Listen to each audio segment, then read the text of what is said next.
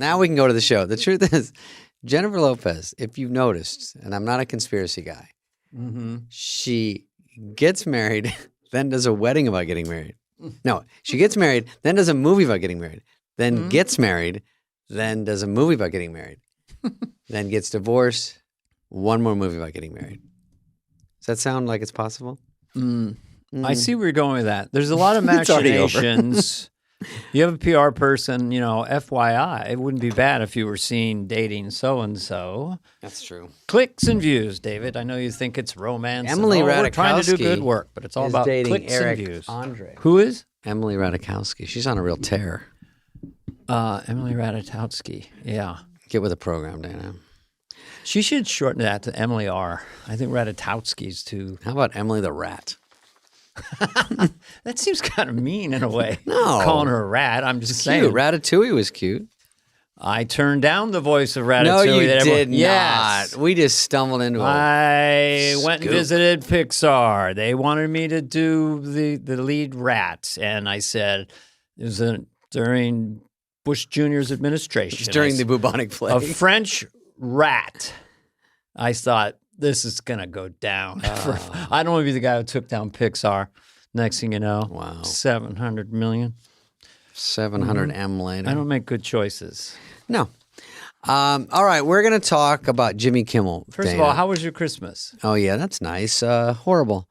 No, Did it you was get sad eyes. You know when someone says, don't give me anything, and then that morning you see the sad eyes? I hate that. Mean that because you didn't give me anything? Yeah. No, I don't need anything. And then you see the sad eyes. A lot of people cheat. They say no presents, and then one person does it. You said, don't give me anything. And I just said, okay. Yeah. We're fine. My mom does a thing.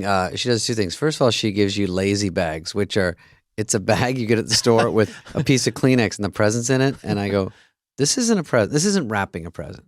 So it's a bunch of lazy bags. All you have to do is move it a quarter inch. I inch. had a name like Lazy Susan. Lazy bags. Yeah, I coined it, lazy bags. That's cool. And she goes, oh, it's only lazy bags this year, but it's fine. I'm 88.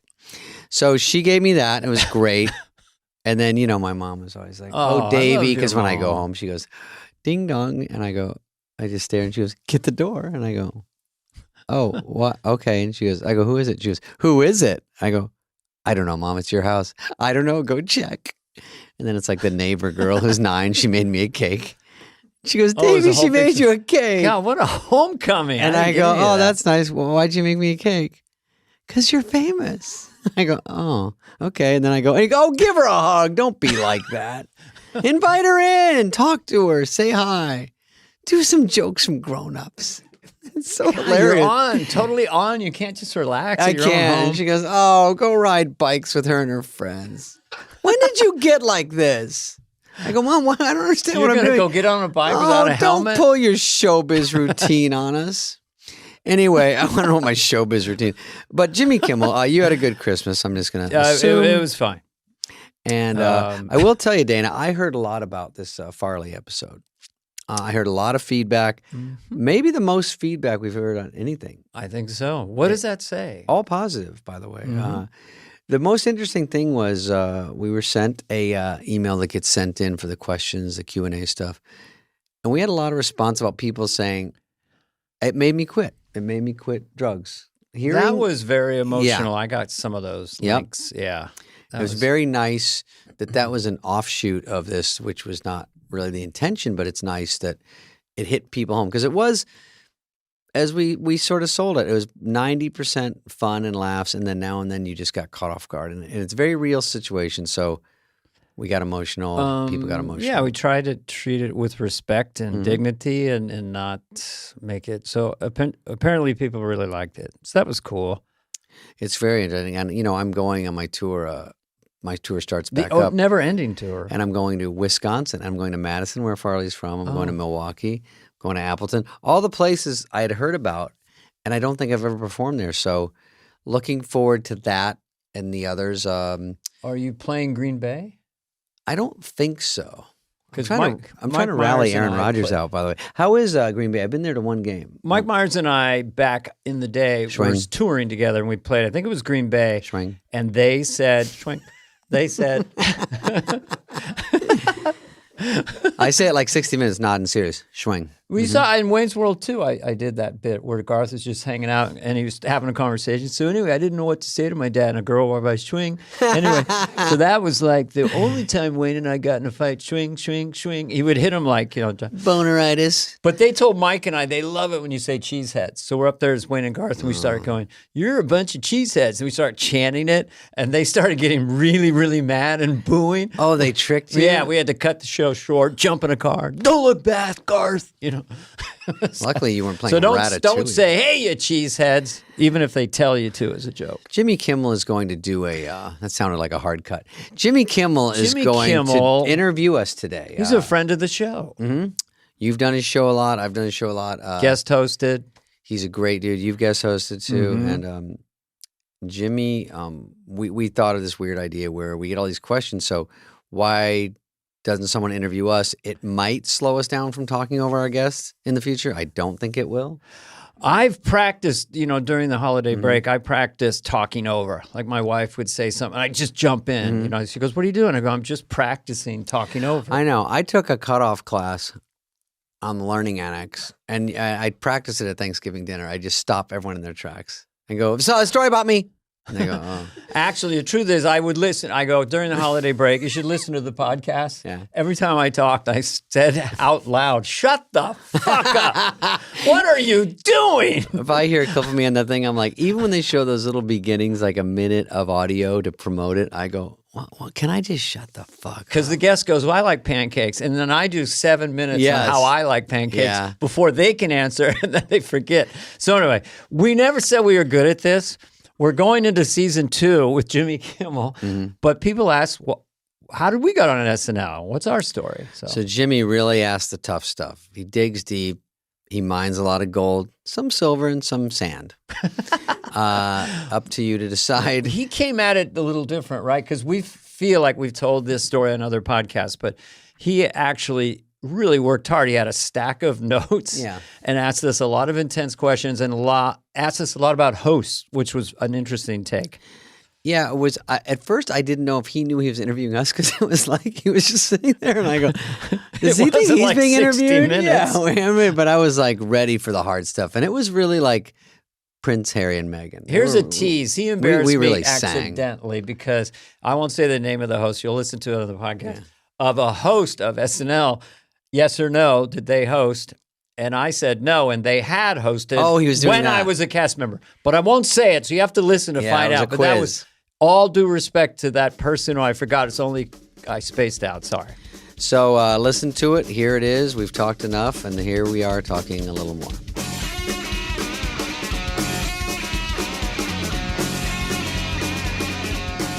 How do we start? What's our theme? Our guest today is. You want me to start? James Edward Kimmel. We've already started. We've been on for 4 minutes. Oh, we have? Okay. Yeah. Well, I think we should establish that, first of all, I've never been on Saturday Night Live. I've only been to see the show in person one time, and that was in May of last year. Okay. Other times I've been there, but I get stuck in the office with a bunch of agents and stuff like that. On TV up there. Yeah. And nobody's watching the show. Everybody's just talking to each other, and it's depressing. But I did get to go to see the show in May. So, of course, I'm a guest that people are probably super interested in hearing from. Did you ever harbor desires to be on Saturday Night Live? Yeah, you could be update guy or whatever. Gosh, I didn't. I never set my sights that high. It never, ever would have occurred to me. Yeah, I was just a morning radio disc jockey, hoping to continue being a morning radio disc jockey. And what was your handle? Sorry, I was known as Jimmy. They called me Jimmy. And did you have an animal as a sidekick? Jimmy and the Bull or Jimmy and the Tomcat here at the. I was on in L.A. I worked in a lot of markets. I started in Vegas when I was in high school. Then I went to Phoenix. I worked at a radio station there, a couple of them. Then I got a job in Seattle. Worked at a classic rock station. Got fired there. Went to a station I went back to live with my parents for a while. Then went to a station in Tampa, Florida. I worked in Palm Springs, Tucson, Arizona, finally L.A. at K-Rock with Kevin and Bean, and I was the sports guy there. I was Jimmy the sports guy. Sports guy. It seems like a lot of people in radio get fired. Well, they especially jump me. around, Yeah, well, what a memory. Maybe the most. Maybe the most. Yeah, I got fired a lot of times. And the worst thing about being fired in radio is you then have to move from the city. You don't just like get another job at another radio station. You're pretty much done. Yeah. I got fired a lot too. We'll get into that. You did? Everything failed and everything sucked. But these were probably childhood jobs that you got fired from, Paper right? out? No, this is like television shows and stuff. Oh, yeah. Okay. Well, That's I'm hard. not, you know what? I appreciate you guys being interested in me, but I'm here today to interview you guys because you guys interview all these people about Saturday Night Live. And you, as far as I understand, you guys were on Saturday Night Live. Now, I've not done a ton of research, but you were what, the Jesus Woman? Jesus Woman was Jesus her Woman? original name, yes. Right. And Yes. David, did you know Chris Farley? Like when Jimmy goes, I was at one show last year. You guys weren't on it. I don't get what's going on. What happened? This is a fraud. She said, well, I'm sure that sure is special, was her catchphrase. Oh, yeah, I remember that. Rhythmically, not quite good. But anyway, yes, everyone wants to know, how do we get on the show? How do you get on the show? How do you get on And the how show? do you get on it now? That's what people ask me when they're leaving like a restaurant. Quickly, how do you get on Saturday Night Live? And I go, oh, do you have an hour 10? Because people want those quickly. How do you get into acting? You get those. But too. for 25 years after being off the show, I'd still get, even today, are you still on that Saturday Night Live show? Do you really get that? Well, at least for 10 years after you Yeah, leave, sure. right? Yeah. Wow. People don't keep track. Yeah, people do. You think the world revolves around you, and yet it. You Yeah, and realize. I told my mom, it's pretty obvious that I'm off the show. Good night. Anyway. Come on, guys. We have a crowd. We fucking. You wouldn't think a so. lot of pressure when you've got a crowd. With I know no you- audience, there's no pressure. I know you guys have told these stories before, Sure. but I think it seems right to start with how did you get on the show? Like, we'll start with David. How Pretty did you get on the basic. show? I was born in Michigan. We're gonna go way back. What I was told. Well, that had to happen before I you think got on it the takes show. so many steps to get seen by in front of someone like Lorne or his talent people. It was stand up around here at the Improv forever, Arizona first, then stand up around here, and then we got to. I think the big thing was I got on an HBO Young Comedian special, and when you do that, that's something that's national. And then someone in the talent department saw it, and Rob Schneider was on it also. So I was in the vortex of, hey, there's about 10, 20 people we should maybe look at this year.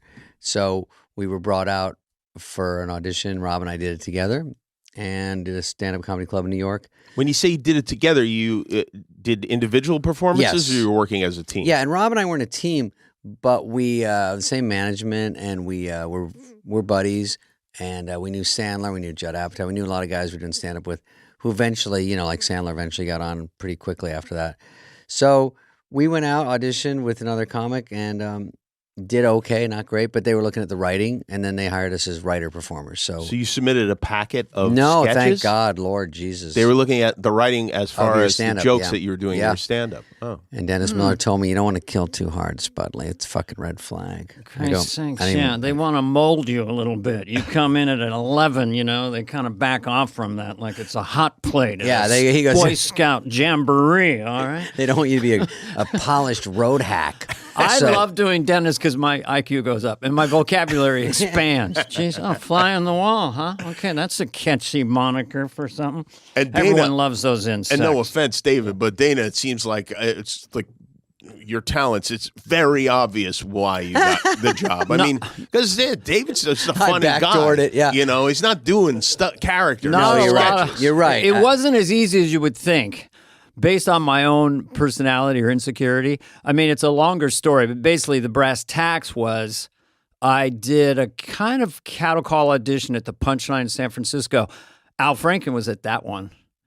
And years later, like 8 years later, he said, yeah, I kind of blew it. I should have taken you, But I was just passed over there. Uh-huh. Then, I don't know the exact dates, but a few years before I got the show, then there was a giant 25-comic jamboree at the Comedy Store. Cattle call, no MC, 5 minutes. Boom, Oh, boy. boom. In that original room, which is like a that death little room. one, yeah. Like just Who six- else was there? Do you 190 remember? Well, degrees. I remember who I followed at midnight. A very young, very energetic man by the name of Sam Kennison. So Sam goes on, I mean, he literally levitates the room. It's shaking. It's just scorched earth. That's Pete Kennison, probably as good as it's ever been. Yeah. And Sam was hoping to get on Saturday Night Live? Maybe. He hosted the first season. But then there's like, and they never got my name right. Now, Dana Falankaraba, you know. So I go up there, and I die. I die a death. Well, isn't that special? I'm trying to do characters. Death, no. So that puts me in a depression for 2 months. In those days, you didn't. So you don't get it, even though you were good. You just didn't. I just bombed. I didn't. You couldn't follow Kennison in 5 minutes trying to establish a rapport, and I felt very, very nervous, which isn't a good thing. So then, freakily, in '86, they were casting again because '85 had a rough year, and my management team. Knew Lorne Michaels and so forth and so on. And so it came around to me, and I go, okay, I'm not going to do it at the Improv or the Comedy Store. I'm going to do it at Igby's on the West Side. It's gone now, but it was a 100-seat, tight, packed crowd. I'd played there a lot. I kind of had a following. So, okay, Lorne wants to see you. So I called Rosie O'Donnell is headlining that week. I'd never met her. But the owner said, Dana's going to bring Lorne Michaels. Can you fit him in?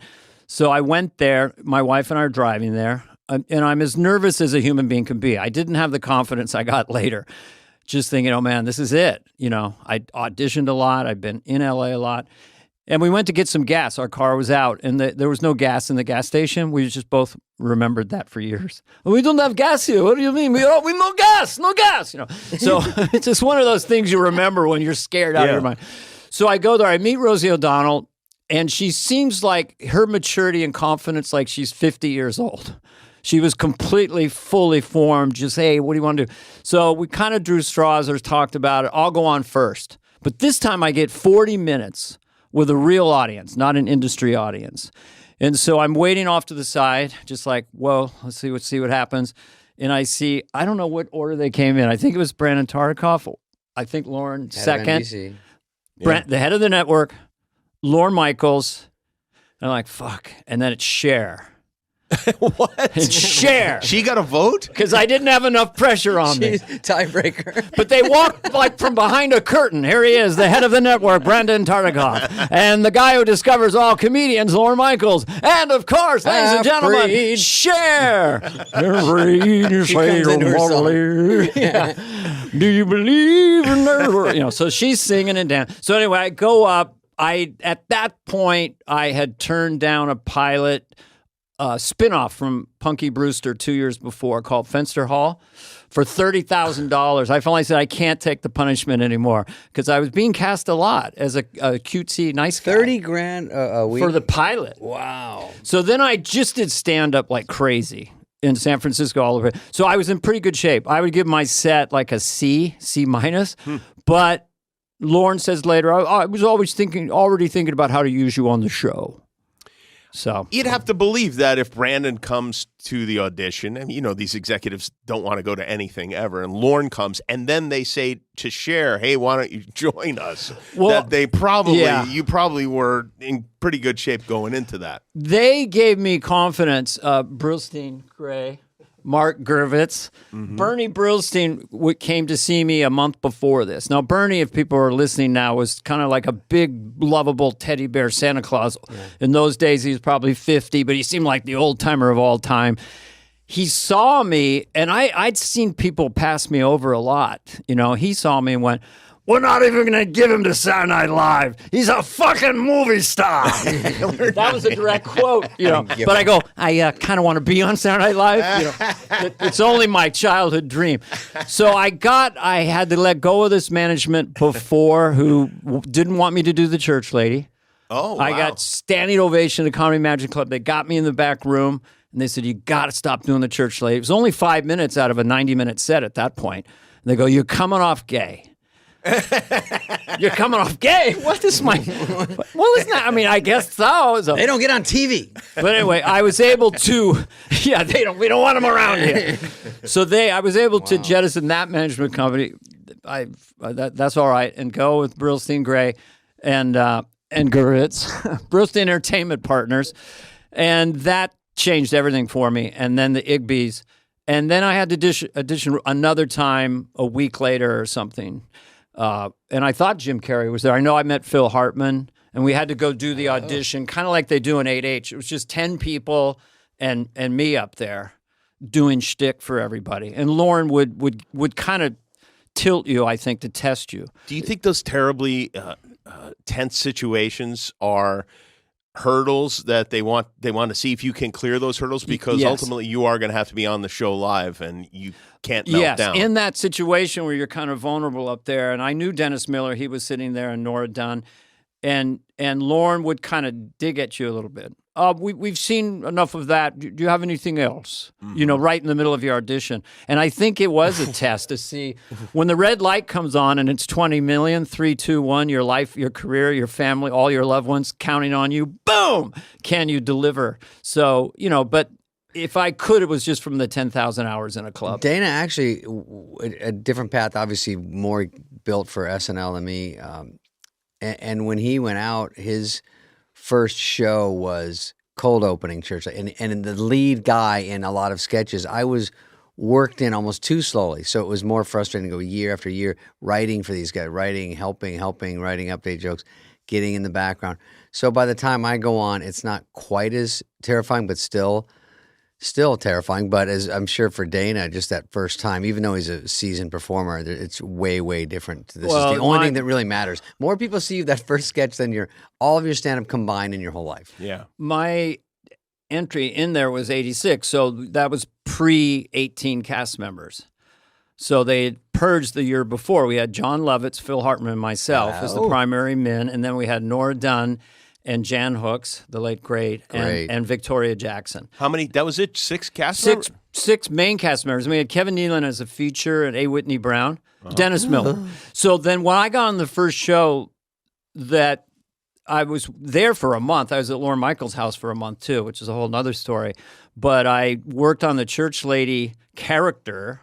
But it wasn't, no one knew if it would work or kill or anything. Lorne moved you into his home? Is that because you were coming off gay? Well, I got... It's just, I'm not saying you are gay, but you come off gay. See how it feels? I don't know. It's that thing of people are going to wonder, and it's good if they really know where you're coming from. What? I need a decorator. I don't know if David spent time. I spent a month in Long Island at Lorne's house. In Amagansett with Lorne, and Paul McCartney came over, and Chevy Chase was there, and I'd never been on television. He adopted you, basically. Yeah, you could have Jack's room, so I was in where Jack Nicholson would hang out. Oh, okay. I'm calling my friends back in San Francisco. I'm staying in Jack Nicholson's room. Paul McCartney and Chevy Chase are here. How are you doing? Wow. So just to go back a couple of steps, if back. I could. Yes. When you guys are, like you're talking about David auditioning with Rob, who's your friend, and you're auditioning with 25 other people, some of whom I assume are your friends. What is it like when you get that job and then those people you auditioned with and came up with don't? It worked a little different for us because I didn't really know anyone who didn't get it. Really? I met... Everyone you know got hired by Saturday Night Live? That's pretty cool. People wanted to get to know David. I was newer in town and just doing the improv, and not in the Comedy Store said no to me, so I had the improv. And I didn't know that many people that were auditioning or got that call like Rob and I did, but I knew a lot of comedians. But there was one, he mentioned Brandon Tartikoff, who was the most powerful person in town, if you remember back then. Sure. He had Cosby Show. Every big show was on. And they said he saw you do 5 one night at the show. He wants to meet you and maybe give you a development deal or make a show for you. And I was freaking out. I saw Kevin Pollak the day before, and he goes, this will be your biggest break. So they give me sides. I don't know if I told you this, Dan. Sides. They give me sides, which is a little bit of a script. I don't even know what sides are. And so I had to go to a coach and just say, hey, coach me to read this shitty script. It's just like one scene. They just have to see, I'm in the vicinity of knowing what I'm doing, and they're going to give me some money to try to make a show for me. So this motherfucking head of casting was there. So it was every big shot of NBC.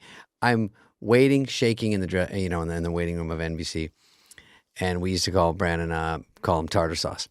So I go, is tartar sauce here? I can't wait all day. So I'm waiting, and then they go, his name was Dennis something. He comes up.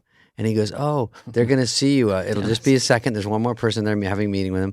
By the way, we're not doing that scene anymore. We're doing this one. And he hands me a script. It could have been in Chinese. I didn't know what the fuck's going on. I go, what do you mean? I read this one? And I didn't have any coaching, so I was so new. I just walked in and read it to them. And then they go, thank you. Report? And that was it. Nothing. I got nothing. No development deal, bad feedback. And I had to go in and do 2 years of classes because, and Rob was in it with me. And because I go, I don't know enough. And I thought I was Eddie Murphy, just like, oh, I'm just funny. What do you need really to know? And I knew, and I had to do so much just to start getting auditions again. Fucking Dennis.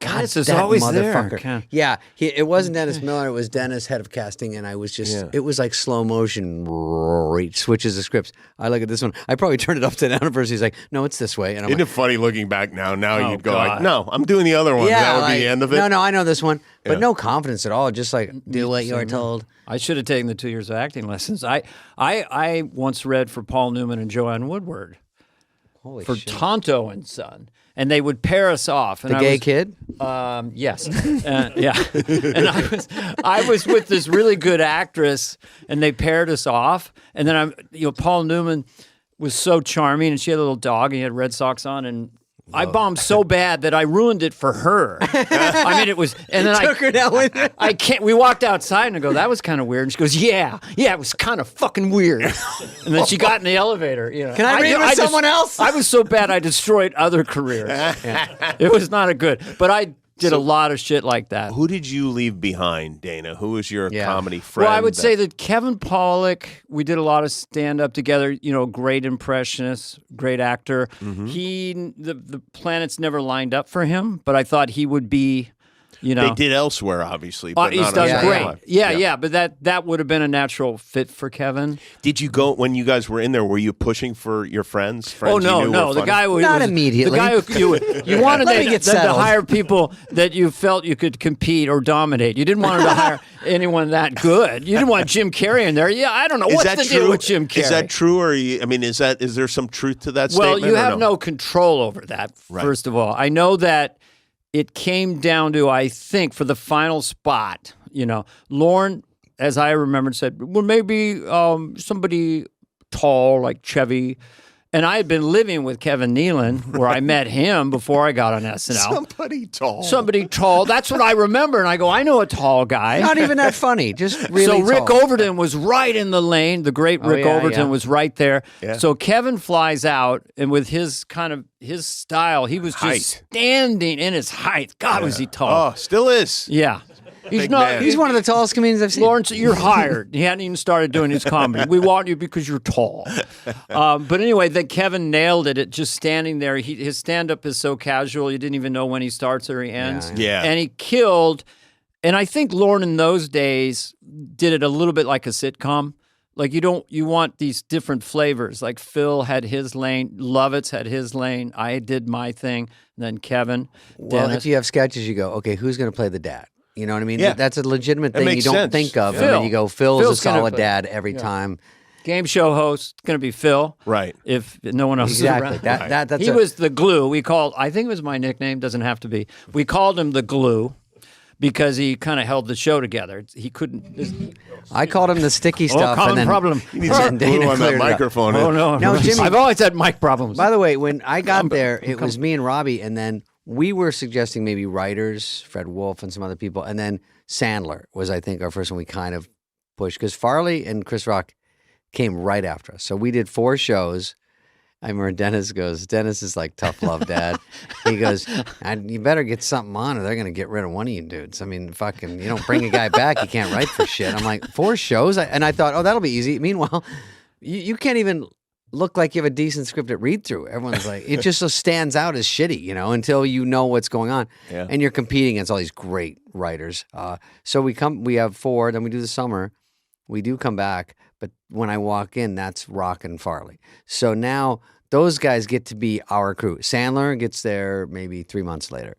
So about pushing for Sandler, I would just say, yeah, this guy kills and he does well. I didn't know, I had barely any influence there, but just one more voice saying he's great, and then Sandler sort of parlayed every strong movie has into SNL. So you're saying you made Adam Sandler. You are responsible for his career. Yeah. Yes. Wow, we call him Sandu impressive. or Sandman. That was when it came out.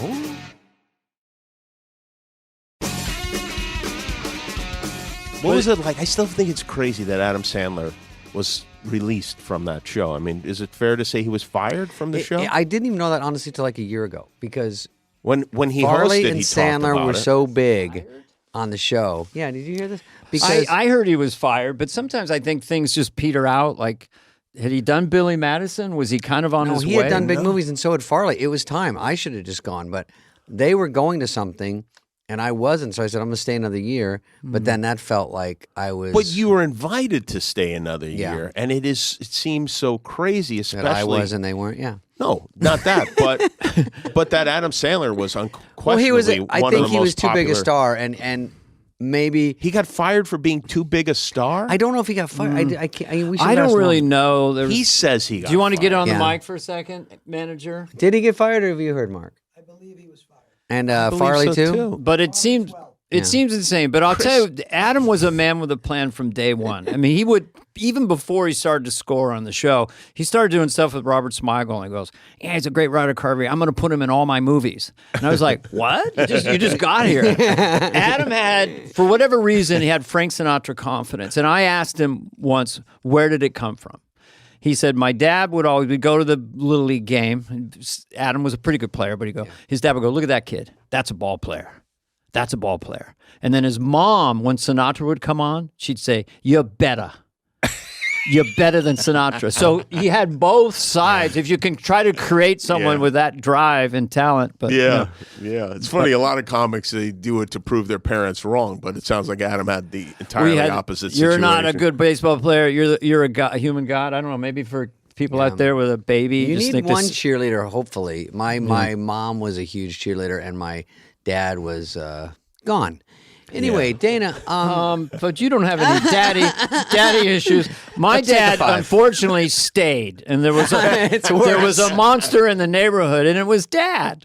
My dad, when I told him I got a radio job in Seattle, which was a big market, and this is all I wanted. I was in college at the time, not really going to class at all, and I said I got a job in Seattle. My father said, "I'll pay you $200 a week to stay here at home." Oh, wow. Because he didn't think radio was classy. Or he missed you. I don't know. They just didn't want me leaving the house. Luckily, I said, no, I think I'm going to move and How be an old were you? adult. I'll take I was my in 100. college. Oh, in college, and there, your dad was, don't go, I'll pay you to hang out with me. To leave. Oh, we can watch TV, Jimmy. I'd still doubled be your there, salary. making $800 a month. But you came from a loving, secure family, yes, all things very considered. Much so. Yes, very much That so. explains a lot. Yeah. Well, you seem like I don't know a what to well-centered, happy person. We're wounded little clowns. I'll tell you so what. beat up. I had 5 years of therapy. I need 5 more. Dude, I mean, I'm a am powder fucked keg. up. It sounds like, He's though, a human. you found a real father figure in Lauren, who I still can't believe he moved you into his house. I mean, Shit on my lap. He must have taken an extreme liking to you. He would sit on my lap. I would sit on his lap, and we'd be the puppet. Can you imagine moving someone you just auditioned and hired into your so home? weird. I don't like you guys here right now. You know, he. I guess he did take a liking to me when I first met with him alone in a room. He goes, but there's someone here, and he goes off on things, you know, someone you want to have dinner with, you know, when it comes to the cast. There's someone who came in, I thought they're like really, really talented, but there was something about their shoes. And then I looked down at my shoes, and I guess they passed the test. But he did literally said I couldn't have them because of those, you know, high-top kids on a grown man don't work. Has he, to your knowledge, allowed anyone else on the cast to live in his home? People have gone there for. Gone there is one thing. Well, I moved in. I moved in there for a month, but Whitney would come and go. I don't know if he stayed there. Chevy Chase, Whitney Brown. Do you remember him? Yeah, A. Whitney Brown. Really funny because the night that Paul came there and nervously played a song for us, it was Chevy, Lauren, me, and Whitney, and then Paul and Linda. When you say Paul, you mean McCartney, not Schaefer. No. I'm sorry, I thought people could be either. Well, I thought I'd play a little thing for you. I don't know if it's any good, you know. And he leaned into me right as the song started. I guess he had it on a CD.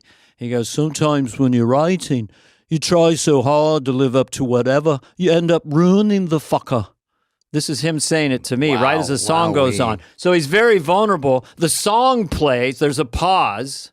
A. Whitney Brown goes, sounds like Julian Lennon. What sounds like Julian Lennon. And Lorne said Paul would still mention that years later. This is the fellow who thinks I sound like Julian Lennon. God damn. Is he going to be around, because I like to be on the other side of the table. Celebrities don't hang out with regular people. We're all people. wounded. He couldn't have said anything. Sounds like Julian Lennon. That's crazy. So anyway, that happened. I went to dinner there once. So, I don't know if you remember this, Jimbo. When for Howard, I did the Beth's cat oh yes, you charity. did the benefit for the North Shore there. Animal League. So so Howard and Beth came and Lorne and some people were there. Some celebrities. Of course, we're talking about Howard Stern. Peppered around Howard Stern. Yeah. And so doing this charity show, but I was extra nervous because it was very small and there's a lot of those people and they don't see me do stand up and it was kind of scary. So anyway, there's Lorne and then there's seat empty. They go, well, should we hold for Jack Nicholson? I go, oh no, he's not coming in the fucking front row, is he? So they don't hold. Now my whole set, I'm like, where the fuck is Jack? He's missing my Southwest bit. And so then afterwards, Lorne goes, dinner at the house? And I was like, oh, the one Dana stays at? Well, I was staying there. So I go, Dana's not there right now, is he? So it was called Dana's room 2 years on. ago. So I go over and we have dinner and then there's an empty seat again and then Jack does come in. Yeah. And sit down. How was it? I missed it. Yes, it was 2 hours ago. Yeah. Past the meatballs. So he ate and it was very fun. So that was my big Lorne house, but it was a timer on it. But he didn't invite you to stay for 29 more days. Tired? Just that night. I have bunk beds. Dana, does he keep the room as you left it, like my mother has at my It's very nice. Lorne keeps Dana's It's like room. 2 single beds, and one morning I came in and he was making the bed. I want the pillow to sit right. Dana's soccer trophy. I go, Lord, you don't have to do this, or I feel like I'm your dad. You're only 10 years older than me. Well, it can happen in different countries, third world. There can be a 10-year-old father. Did you? Who was better at pitching sketches to Lorne? Out of us? Yeah. I don't remember really. You didn't really pitch sketches. Well, we pitch them in the meeting. We have all the other writers. So you're really Lorne is there or no? Lorne is there. Okay. It's Monday evening. Yeah. Everyone's packed in his little office, and there's usually a nervous host sitting in a chair. So it's Lorne and the host facing this way. Lorne behind his desk, host in a big chair. Everyone is sitting on the floor, chairs, couches, standing, jammed, boiling hot. And then Lorne just has a, certs or a Twizzler, and he goes, David, anything for Tom Hanks? And then he just goes through, and then you go, oh, and you have a little legal pad, and you go, I was thinking maybe you play Sully, but you're just at a. Do you work harder on the Tom Hanks pitches than on, let's say, Kyle MacLachlan? Well, I always do fake pitches because if you pitch it in the room and then the bubbles been burst, you want to save it for read-through. All strategy. So it'd be like, I'm going to be a dancing popsicle with John Lovitz and we sing a song. And that's just a fake pitch. And then people laugh. And then you go, that's the fake one. But then sometimes the host comes around to your room later and goes, Are you the one working on the dancing popsicle bit? And you go, no. And they're like, I love that. And you're like, that was a fucking fake. And then you go, Michael Jordan, relax. Yeah. You're not going to play. Were you guys both there when Michael Jordan hosted the show? Oh, yeah. Was he in that Monday meeting? Yeah. I think he had to be. Was there, did the whole run of the whole thing. Was there, were there any buffer people who were like, oh, no, yeah, Michael's not going to do that. Michael will do that. Or was it just really Michael? Remember. Are the buffer people allowed in those meetings? Because we deal with buffer people a lot. Sure.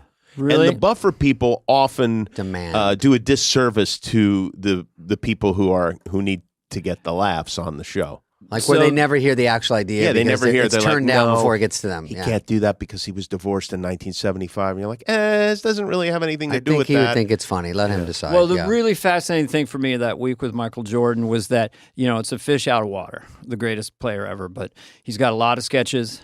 And we're about to go out in the live show in a sketch, and he's got some heavy dialogue, and you're behind the slats, the band's playing, the audience is there. And I could tell, he had the script in his hand for last-minute jamming, and I could tell he kind of had cotton mouth. It was a little tense. I said, Michael, just go out there and read it right off the cue card. Christopher Walken does it. Don't even worry about that. And it kind of trying to calm Michael Jordan down about anything was a unique situation. Sting, too. Sting would be like, how's my hair? We're going into an elevator sketch. How's it now? I like Sting in the elevator. Looks good. Well, how about now? It looked better before. Fuck! No. But who was the most nervous of the hosts? Rosanna Arquette. Rosanna Arquette was most nervous. No, I don't know. She was a little emotional. Answer. She was great, but I remember you'd hear that someone was sobbing somewhere. Yeah. And whatever host was... Full nervous breakdown. Was broken down. With Steven Seagal, you would just go by his office and you just hear...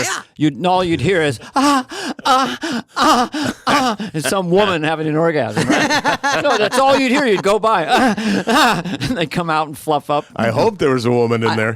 I think sometimes Friday night is the night to collapse. If you were even on the show, even when I went back to host, Friday night is the night when the hosts go, you're joking. The sets aren't even all built yet.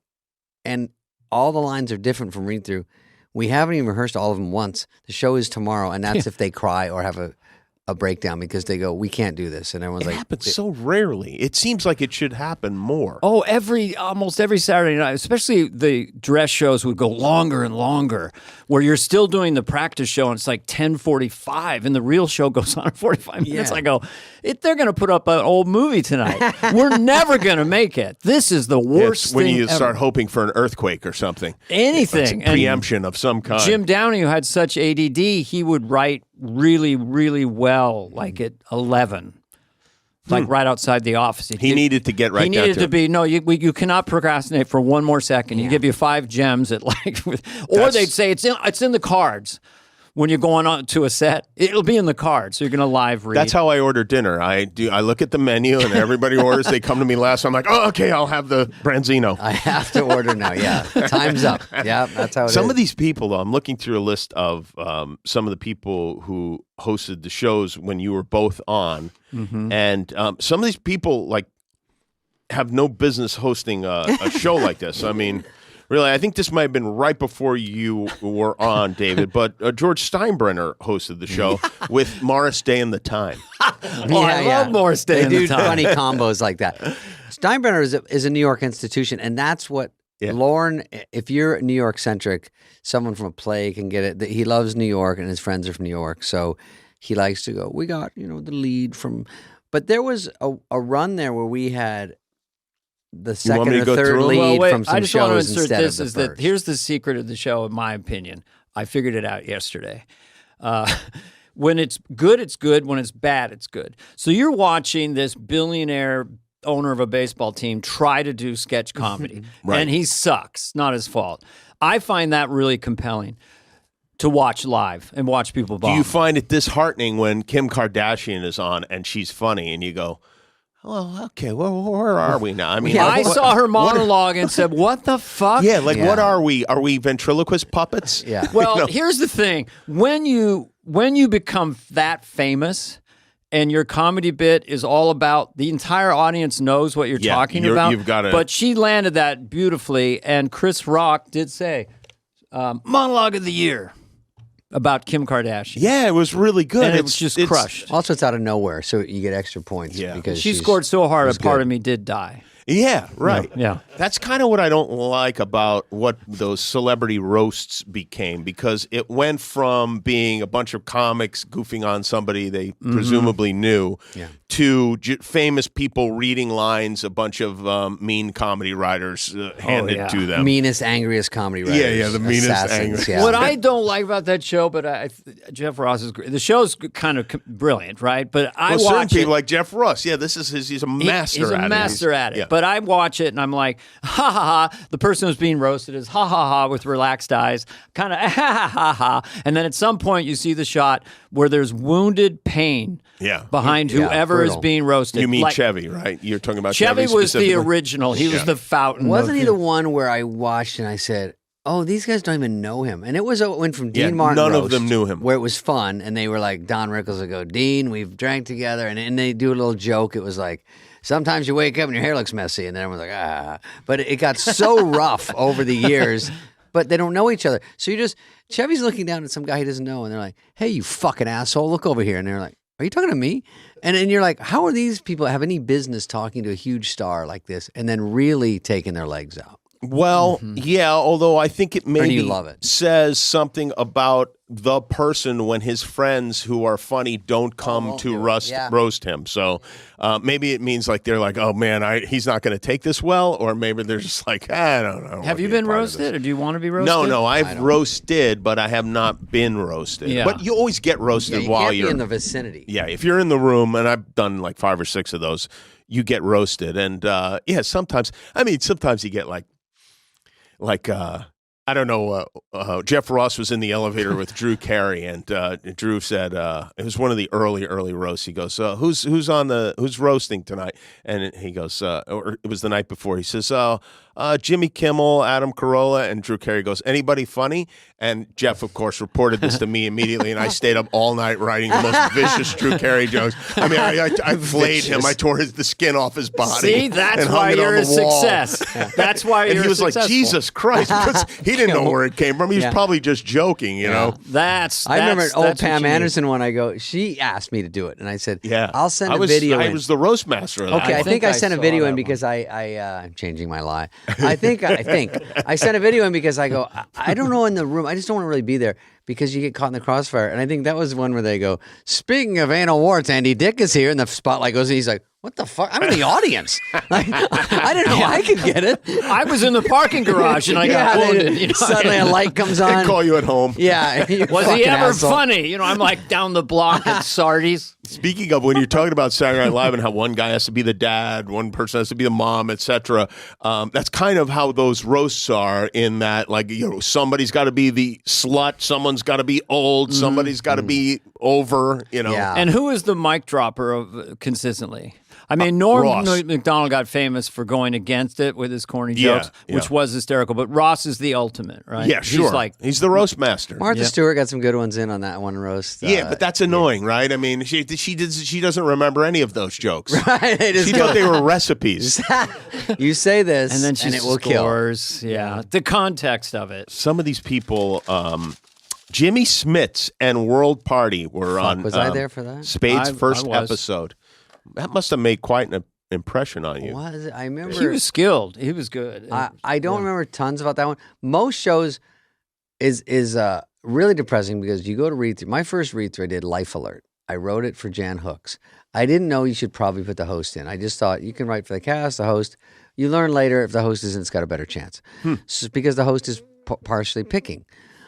So I write it for Jan Hooks, who is like a host because she's so great. And it was like an old lady that was sad because Life Alert, she was lonely, so she keep calling Life Alert. I've fallen, I can't get up. Then they come over, and then she goes, I put my hand in the toaster, and it's on dark. Hurry. And so they, anyway, then she just wanted to hang out with them. So it was fourth in read-through, which is another thing. Early in read-through out of 44 sketches is good. You have attention for about 10. Yeah. And then people doze off until like the last one they wake up. So fourth is good. It gets a lot. I'm a new writer. It doesn't get on. It gets close. And then after that, I kind of really whiffed. I had to have Conan, Odekirk, Smile. I keep asking him, how do I write this? How many are too many sets to write? The script is 48 pages long. They're like, no. It's got to be tighter. So I'm just freeballing it. I don't know one thing. Who helped you the most with editing those scripts? Those guys, Rob and I would sometimes write together. And then we were both, don't know shit. So we're freshmen. And then I would say Downey, you wanted his attention the most. Smigel, Odenkirk, and Jack Handy wrote so brilliantly, but it was so different out of my vortex. He'd take a bath on Sunday and be all done. And and I can't go to. He would. These are the Turners are there who are great. Everywhere you turn is a great writer / competition because X amount of sketches get on. I can't be. If I get one in, it's a fucking miracle. And then you got Mike Myers writing and Dana. Kevin Neal and Dennis, everyone around you, Sandler, Farley. So, Rock, how can you be as good or better? And that took a long, long time. So some of those early shows, the point was, long story longer. If I wasn't in after read through, you're sort of done. I'm a writer mostly. So I'm just walking the halls while people are very busy around me. That's crushing. I love the athletes and the old movie stars the most. Really? Robert Mitchum and I were in a Jack Handy sketch. It was right before the show ends. And neither of us had any idea what the sketch was about. We were beekeepers in Indonesia or something. That was really cool. With Wayne Gretz. That's a very different to say. I could see totally you loving the old movie stars, but then it's weird that you loved also the guys who are real amateurs. Well, Gretzky was so charming, so Canadian charm. And so we're sitting in a sketch where we're playing movie stars. We're rehearsing, and we're Hollywood people advising Gretzky how to play hockey better. And I was Travolta. You ever think like everybody, the whole team just runs at the net. Somebody goes right at the net. You know, you were Barbarino, is what you were. That was my substitute. Yeah, and I did it once on stage in Denver. I'm going, going like that, and then he was there and came and tapped me on the shoulder. I call it an impression tap. Was he wearing the pilot outfit? Yeah, he had the whole look on. It's his hub. But Gretzky and I had a sketch that that we were going to be water skiing with our shirts off at the end. And so I was just teasing. He's a great athlete. I just go, well, you know, because I was training at that point for a movie called Opportunity Knocks, because I had to have my shirt off. So I was pretty fit, but I was just kidding him like, well, our shirt's going to come off. We'll see what you got, you know, kind of thing. Right. So then I thought he'd be just built as a professional athlete. So he'd take his shirt off, and he's just emaciated on top. I look like Schwarzenegger compared to him. He's just all legs as the greatest hockey player. There's nothing on top. So that was a little thing that happened. Yes, athletes' bodies have changed. So never taunt an athlete to take their shirt off because you might be more fit than them. Yeah, no, wouldn't that be the worst? I don't see that happening to me. Being more fit than an athlete, or even Robert Mitchum, for that matter. How would you handle watching yourselves on the show? Did you watch yourselves on the show? And if so, when did you do it? Did you like set the VCR on Saturday night and then go home and watch it on Sunday? Couldn't watch it. Never wanted to watch it. David? I'd watch Dana. No, but Dana, you could learn from these guys for sure. I sort of had to figure out my own lane of what I did. And I would watch. You would watch yourself and say it again? You would watch yourself. Watching myself was tough because you could get a VCR. I still can't even listen to my own stand-up. I can't watch the specials. You just do it and you walk away and you say, I hope I'll just go by feedback. If people like it, it works or it didn't. I feel this one worked. I feel this one was soft. And then you'll just go from there and try to get better. But with I don't even know what I'm saying. Well, if you needed to watch your blocking, or you had something you're curious about, but I just wanted to feel good out there, and I didn't want to go, oh, I thought it was better than that. But our friend John Lovitz, I guess he wouldn't mind saying that he did enjoy, on Monday, he'd get a VHS tape. He's on the 17th floor down the hall, and he would watch all of his sketches and just laugh. So laugh. You'd hear John down there. That's acting. That's great. I want to see it again. And he had an assistant rewind it more. I want to see my entrance. John will hear this. Get Hi, John. to know me. But you could say that was good homework for John. I mean, he was obviously one of our all-time greats. Great, yeah. So he loved to watch himself. The best thing is when you get Farley comes off stage and you go, oh, fuck that crowd. And he goes, what the fuck, dude? I killed. I go, oh, that's not your fault. And he goes, well, what are you talking about? My most humiliating one, which I never watched, was me and Matthew Broderick, we were all in diapers. Like we were like babies with bonnets. This is on the show? On the show. A Okay. sketch with big diapers, bare-chested with bonnets and suckers. And I don't even remember what the sketch was. I like it But we already. just ate it. I mean, dead silence. And then the commercial break, we're still in the diapers. And the thing, we have to walk through the crowd. And I kind of waved at the crowd. And they looked away. They looked down. That stinker. They want to be waving at. Yeah, hey, what's up? You know, I'm in the diaper and the bonnet. There are certain things in comedy bits that it's funny because they're based on other comedy bits, and I think the bonnet is one of them. It's based on like cartoons from like the 40s or something. Bonnet. I've Little never Huey seen or something. an actual baby in a bonnet. No. But we think, like, okay, yeah, you're a baby, you're going to be in a bonnet. And Yeah. It doesn't protect you from the sun. It doesn't do anything. It's like a hairband. I don't know. But we were in bonnets and diapers.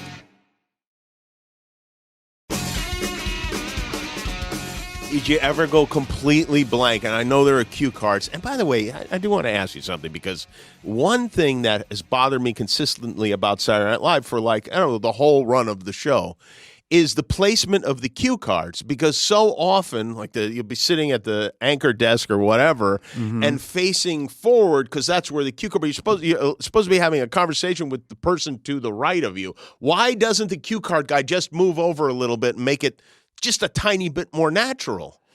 Jimmy. Yes. Calm down. That was on my notes that I was going to ask today. What the fuck was with the cue card placement? It's bigger. Am I the only one noticing It's that? a big problem. People think you're too married to the cards, they used to say. So Wally, our card guy, maybe he's still there, you'd have 3 sets ideally, but sometimes you all have to decide where you're going to look at the cards, because if you go back and forth from the person to the cards, that's when it looks weird on camera. Well, hold on. There's 2 things. There's update forward and then sketches. So go on about the sketches. It's different. I don't know. But update, you're looking like if Dennis is update host or Nealon and they look over to me, I think there should be some over there, but it's not looking at me. It's all, you kind of grab them with your eyes and try to guess, but it's very hard because if you miss, and you also forget what color you are. If I'm green and I go, they go, 10 seconds, and you go, am I green? What were you? I was red, I think. They have different colors, and the host is always black. Oh, and it's not consistent, right? Yeah, because on our show, on my cards, or now we use teleprompter, are black, yeah. And then Guillermo's blue, and then that's all of us. There's only 2 people. Guillermo has lines? Tell the cue card. I thought he had them. He's funny. The cue cards would tell you what the eyesight was like, not to pick on John again, but like I'd have like 10 lines on my cue card, and John would have like 2, and the letters would be like a foot high because he needed but he didn't want to wear them in the sketch. But I would say that in sketches, if I'm looking at you directly, I can kind of go, well, I don't know, and look over my shoulder and grab the line from behind me as well. Right. Phil was the best at this. Yeah. At Update, I thought there was one pivoted, but generally speaking, you don't want to get in a profile with Dennis Miller. You want to stay forward as much as possible. Well, because there's no camera going to cover you there. Well, because the great thing, you're in the center of the studio. There's an audience there. You want to just face forward. I would do Grumpy Old Man or characters where I was just going to rant. And so I just went right at the cue cards. That's why it was so potent about it. Right. Sandler was great at that with his guitar and everything. Did you ever see anyone read someone else's line on the show? A line on the cue card that was not for them? Well, when you would be in Toonces the Cat, it was a driving cat. It was a cat with Victoria Jackson. It was adorable. But she'd often just space out. Like I'd say my line, where are we going to go? And her line would be, we'll get there pretty soon. 3, 2. I'm just kicking her leg. 5, 6. We'll get there pretty soon. So she would adorably space out. Yeah. I remember one time we were walking out for my first sketch I wrote, and Farley would do jokes around the set, how are you? He'd just do stupid shit. How are you? And then one time he said, I told this girl, why don't you lay me down in the tall grass and let me do my stuff? I go, okay, let's put that in there. And then we were thinking of stuff for him. And then he goes, I swallow a lot of aggression, along with some pizzas or something, whatever. So we put that in there because he was like the chubby guy in the sketch, shockingly. Yeah. And then we're walking out on air, not dressed. And he goes, I go, remember, say that one just like you said it, blah, blah. And he goes, it's your stripes. I go, what's that? He goes, that joke was in stripes. I go, that joke was in stripes? And he goes, David, it doesn't matter. And he grabs me really hard. It's all guilt. David, it doesn't. I go, 3, 2. And I go, what do we do? So he just does it. And he's looking at me like holds his face like, because I go, you. And then afterwards I go, you waited all fucking week. And he goes, I didn't wait a week?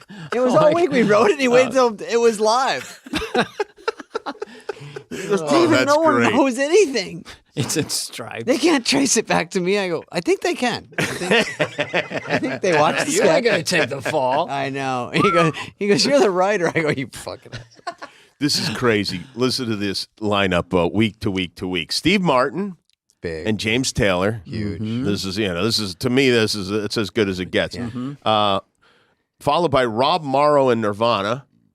I remember Nirvana. Followed by Chevy and Robbie Robertson and Bruce Hornsby. And then the next show is Susan Day and CNC Music Factory. And then Jason Priestley and Teenage Fan Let me tell you something. Susan Day had one of the best sketches. I saw it the other day. Someone Twittered it to me. It was the Partridge Family Battle of the Bands versus the Brady Bunch. And it was an all-cast sketch. So she's Lori Partridge, and we are... I was David Cassidy. Yeah, David Cassidy. We had all the wigs on everything, and it was just like this epic sketch. Farley was Reuben Kincaid. Written by Melanie Hutzel. Did she write that? Well, yeah, or at least that was her idea. Yeah. She played Jan. She played Jan Brady at right on the Real Life Brady Bunch or something. Like yes, she brought that character to the show, so that was a killer sketch. Susan Day was cool. The best, I told Dana that when I watched it, I was the drummer. I didn't know I was in it, and I'm in the drummer. I go, where the fuck am I? Because Sandler's up there. He's like, it's time for a change. He was Peter Brady, and then I hear my voice. I go, oh, I'm the drummer, and then I go, they don't even have a courtesy cut to me. It's just like a wide shot, and you hear, hey, guys, we got to start rehearsing. And I go, fucking pan over, do something, move out of the way. So I see myself inching my head around Dana and go, hi there. Like, just because I go, which camera's got a red light? I got to have someone back in Arizona know I'm on and in this sketch. I would move. I got blacklisted from The Tonight Show because of Susan Day. Why? What did she Because do? of Susan Day. Because of Susan Day. Do tell. Not directly, but we were doing a Carson that week, and she came on as Susan Day. And it was written, I didn't write it, I don't want to say it, but it was written that Johnny didn't realize the Partridge Family wasn't still on the air. So how's that show going for you? Is that Danny Bonaducci? He's a real piece of work, isn't he? He's a handful. And that did I don't blame, did not sit well with Johnny. Monday after that show, he didn't reference it, but he said, Ed, they think we're senile. Did you know that? Oh. They think we're senile. It's time to go. So anyway, that was kind of Did that bum you out? Yeah, I didn't want to. I loved Johnny Carson, and I didn't want to be. Most of my stuff was benign and friendly. I loved being in that character because of the earnestness of it. But Carcinio was a truly. It was a somewhat brutal parody of two different people at once, which I don't know has ever happened before. Which awesome. Johnny recognized and said that to Leno. They're making fun of Arsenio as much as they're making fun of us. So he was smart. He got it. Okay. But the senile thing was a bridge too far, so I wasn't asked back. But before that, I was on a show all the time. And I was on the best of every year. I do a montage, and I'd come on. Right. He's dead to me, Dad. He's dead to me. Jimmy, when you look at that list, it made me realize that from when I started, and every Monday meeting when you go in there, it was a weird thing that I would think some people had a star thing. Like, you would see them sitting in that chair, and they would talk, and the way they handle themselves. I literally would walk out of there and go, that's a fucking movie star. Like, it hit me. And some people were just blank to me. Like, they just got on that week. They we did have the names. Show. I know. I don't want to say names. Who are the movie stars? I will You can say the movie stars. Like a Sharon Stone is easy. Sharon Stone. That's easy. She comes in dressed up, gorgeous, sits there, knows how to handle herself. There's my second show or third show was Alec Baldwin's first. Black turtleneck. I just watched Hunt for Red October, where he's a star. I come in, he's got blue eyes, black hair, and he's like, how's it going? Nice to everyone, super cool. Everything about it. He was into the comedy. He would go pitch ideas with people. I just go, this guy's a fucking stud. He's a movie star. Yeah. He had the hazel blue eyes, like weird blue eyes, and just super built, And now and then someone would come by, and they're the fourth lead on Melrose Place. And you go, all right. But, they were okay. And they did fine. They did their best. No, I think Laura Leighton. I don't want to make fun of Laura Leighton, but we weren't getting the biggest stars for a year there. I remember there was a year where we started sagging where, that show. Oh, that person? No, Grey's Anatomy. They play the janitor. The janitor's friend. That guy's hosting. And so you go, oh, so it's not quite who you think it would be from that show. Right. And then we picked it back up again. But there's people that you see that you go, I get it. There are some people that are, that's one of the, I think this would be a great game. Did they host SNL or not? Now, obviously, you guys have an advantage, but I don't know. Let's okay, see. Here's one, and you should know because you were there. Lightning round. Yeah. Did Sinbad ever host Saturday Night Live? I'm gonna say no because it's so obvious he should have. Mm-hmm. I don't. I'm going to say yes, and you were on that show with him. Oh, Jesus. Was I? Dennis Miller goes, I was on fucking Star Search with Sinbad. We go to the final round, and I'm doing my best quality high-end material. Sinbad gets up there and goes, you ever have underpants so big and old it's just a rubber band? 4 stars. You're moving on. Yeah. And Dennis is sitting there with 2.5 going, what the fuck just happened? Because you know what? That's funny. I mean... it can be a rubber band. Booty's so big it drags in the sand. That was his closer. What was that? Booty's so big... drags in the sand behind her. No, I did a corporate with him, and he fucking blew me out of the water. He destroys it. One time I was doing this theater, I don't remember where, and the stage hand right before I went out, go, Sinbad crushed here last week. I couldn't believe it. Did he do local references? Oh, he did all of them. You know, my first 10 minutes. Moved in here a month before. But yeah, you don't want to follow Sinbad. That guy. Go ahead, keep going. Tony Orlando. I'm just going to say yes now because I think we had Dawn hosting when I was there.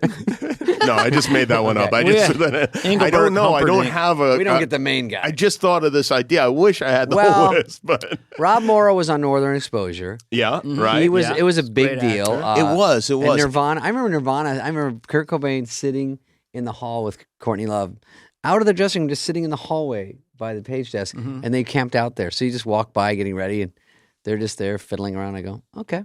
Do you have much interaction with the musical guests? Because at our show, there's much more interaction with the celebrity guests than the music guests. Your music, when I go to the show, on your show, and I like the music, they're at a stage away usually, right? Yeah, there's a satellite. There are two different stages. So I don't really see them. But with this, you're allowed to talk to people. They don't. I'm sure they don't love it, but they don't know everyone, so they treat everyone like they're important. They don't know that I'm some bullshit new writer.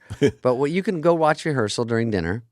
And they do their songs, and then they go eat dinner. So I and I ate with Nirvana both times because they were younger, I was newer, and didn't know much the first time they came on, same with Pearl Jam.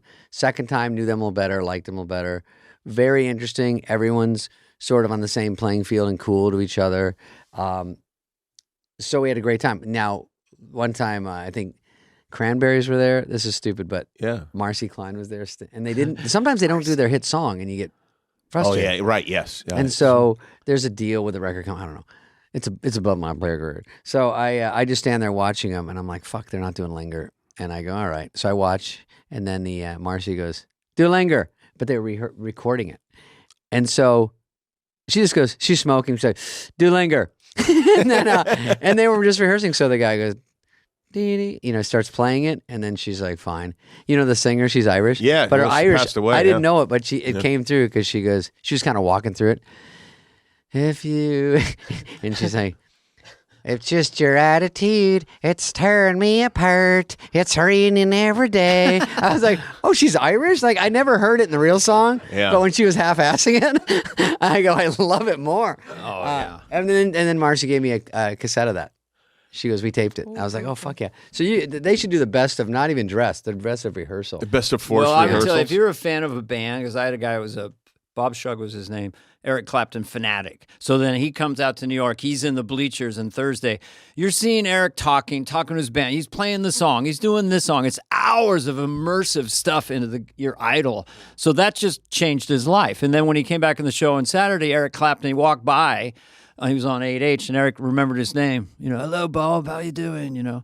So that's just a really intimate thing. What about for you guys musically? Now, obviously, Paul McCartney, I remember Neil Young answer, but getting on. He was doing was an old man or something. One of his incredible, and I was done with the show that night. I went to the side and was watching him in a chair playing 10 feet away. You have moments like that where you're kind of like, damn, this is an incredible show. Would you have bands that then started playing at the after party? Did that happen regularly? I think Clapton, it was good night, and then I think he played another 20 minutes, and I know that McCartney did. I wasn't there for that one. Did McCartney do an extra concert? Yeah. McCartney, when he was on our show, did 17 songs. Shut the fuck After up. the show? After the show. I'd kill. 17 songs.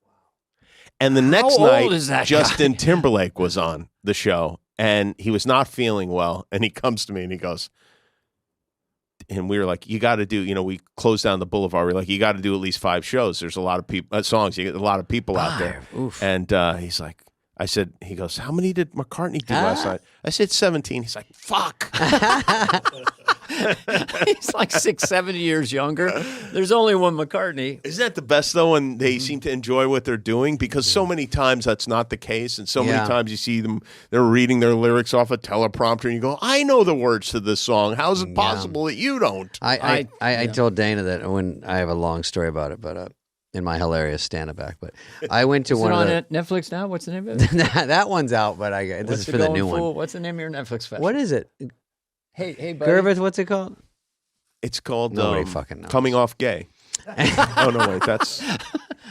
You know the name of your Netflix. I can't even think of it. What's it called? Oh, no, nothing personal? Nothing personal? Yeah. I thought it was Hey Buddy. So I do this Haiti, you know, the short version is I do one of those Sean Penn Haiti benefits where, you know, you bid on things. Yeah, right. It's like Justin Bieber in a hot air balloon ride. You know, that's like always really good.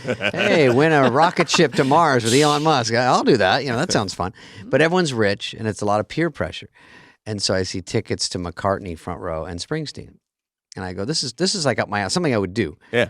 So they go, it might go to, the estimate was 10 grand. So I tell my table, I've had a couple knocks in me. I go, loudmouth soup. I go, hey, I might bid on this one. It might buckle up. And they're like, is this guy with you? So I'm just talking to people that I have money. And then they go, so I have my paddle up. And Sean's smoking on stage. He goes, all right, the McCartney tickets. I go, here we go. And he goes, I put my thing up. He goes, starting at 50,000. I go, what the fuck? And they go, Spade. And I go, no. I go, wait. On this, it was going to go increments. Like it would go like 1,000 and there would be an increment. And then I would go. Mm-hmm. And what's going on with the increments? And he goes, 50. And they're all looking at me. I go, no, it's just funny that it's 50. I don't care about the money. I just think it's funny. And then they go, 60 over here, 70, 80, Spade. I go, all right, well, give me a second. It was 50, and I mean, talk about a markup. I think because I'm like, the face value is probably 100, 500, let's say. And then I go, that's okay. So, you know. And you could have gone to that for free. Sure. And I'm like trying to be a great guy. And I'm like, actually, I don't even know, gun to my head, where Haiti is on a map. I'm like, there was an earthquake, but was it that bad? And then they go, and DiCaprio's like, who's the cheapskate? I'm like, 80, 80's great. And then they go, 90, 100, Spade. I go, it hasn't been 1 fucking second. It hasn't. It's a pinball. Are you raising your paddle? Yeah, I'm like this. Well, he keeps asking me because I'm spending. But your paddle's up like that? No, it's down. Now I'm stepping on it. Down? Yeah. Probably the only person whose name he knows in this auction, so you're really at a disadvantage. I see Charlize glaring. I go, I'm getting it. It's 100. It's 0 to me. 100 is literally 0. So then he goes, the biggest fucking scam in the business is I go, I'm at 100, and then they go 125, and I go to my table. Nobody fucking move. This is going to go away in a second. Someone's going to bid. I'm off the hook. And then he goes, Spade. I go, no. I'm the 100 guy. I won. 125. I go, this is illegal. And then everyone goes, Spade. I go, 125. So I won that. And I fixed Haiti. The good news is Haiti is fixed. And Sean Penn is your best friend. Yeah, I mean, and then I walked out of there like a bomb went off. I was like, ee. And they get over there and they go, Amex, ching. The biggest scam is when they get you all the way to the top and then they go, okay, we're going to give away 3 of these. Yeah. Especially when you're the one, doing it. It's like, oh, really? I got to have dinner with 3 different parties? Okay, all right, I'm an asshole if I say no. I went to McCartney and you get to go to rehearsal and stuff. And then I didn't really want to get up in his grill. And I didn't even tell him when we interviewed him because I felt bad, but I felt like he'd want to pay me back.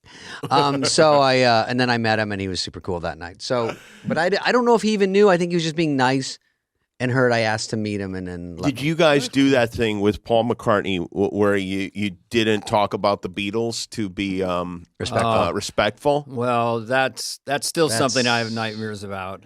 When we interviewed him on this show, I'd sent an email to him, just sort of to his assistant saying, well, assuming he doesn't want to come on, maybe he doesn't want to talk about the Beatles, you can talk about your friendship with Lorne and when you're on SNL. So I went in with that notion. Yeah. And we were trundling along, and at one point I brought up Get Back. Mm-hmm. And then we were into the Beatles. The documentary. And that's all he wanted to talk about. That's the funny thing is I think people, and I think most people probably, you assume, he's talked about the Beatles to death or whatever, but he has no problem talking about the Beatles because I think he knows you want to hear about the Beatles. It's very unselfish of him to tell you things about, he's talking about John. I mean, you don't want to ask about John. You don't want to ask about things that might make him feel weird. You know that, I'm sure, because with Farley and it's... By the way, 0 people have a problem with it. Well... 0. They go like this. Really? Remember, who was that guy that died that you were really good friends with? I always feel a little bit weird about asking about that because I know it's a heavy subject. It's not just funny stories. We're doing a sort of a special on him. And the thing is, I don't want to dine out on Farley. I did movies with him, and I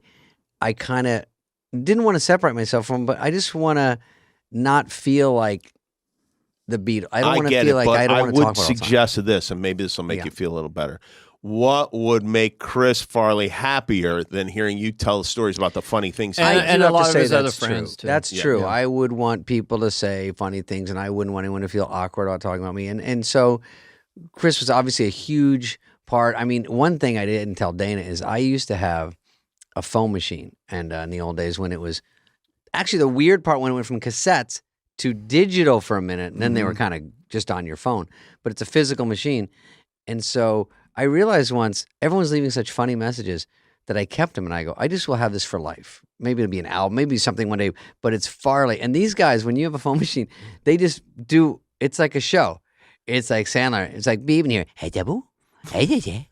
Oh, yes. Oh, yes. Oh, yes. You know, just whatever. And then Farley goes, name's Spade. How's it?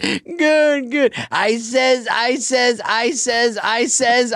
He just keeps for going. Like 2 minutes. Yeah. And then there's Norm and everyone. So it's like the best of the best. I delete the ones, and I had 33. And then someone that was working on my house goes, hey, I moved your office around. I go, what do you mean? I ran in there. They unplugged it and says 0. And I go, wait, how do we? And there was no way. Oh, no. And it still bugs me to this day. I go, it was the best that you'll never get back.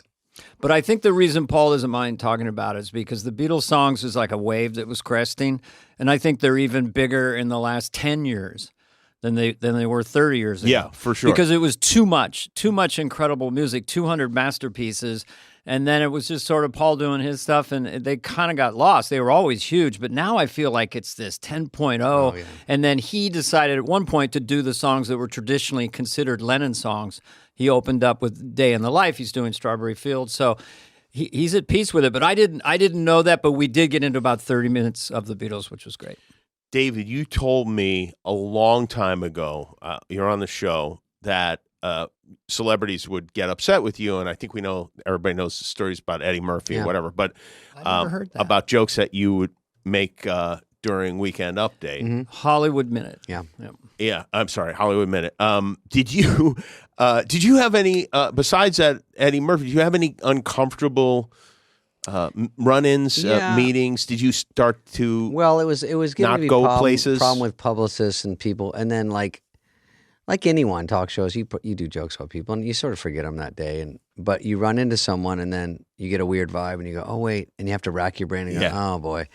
So the only one I remember sort of more vividly was Cameron Crowe at the show, and I'm over by the 8H desk, and then and he goes, "Hey, David, Cameron Crowe," and it was back with Fast Times. He did Fast Times Ridgemont High or whatever. He's done a ton of shit. So I said, "Oh, hey." And I shake his hand, and it was like slow motion. He goes, "You know my wife? Or do you know my wife?" And I go to shake her hand, and I go, in my head, I go, "He's married to someone famous." From Heart. And it was Nancy Wilson from Heart. And she just stared at me.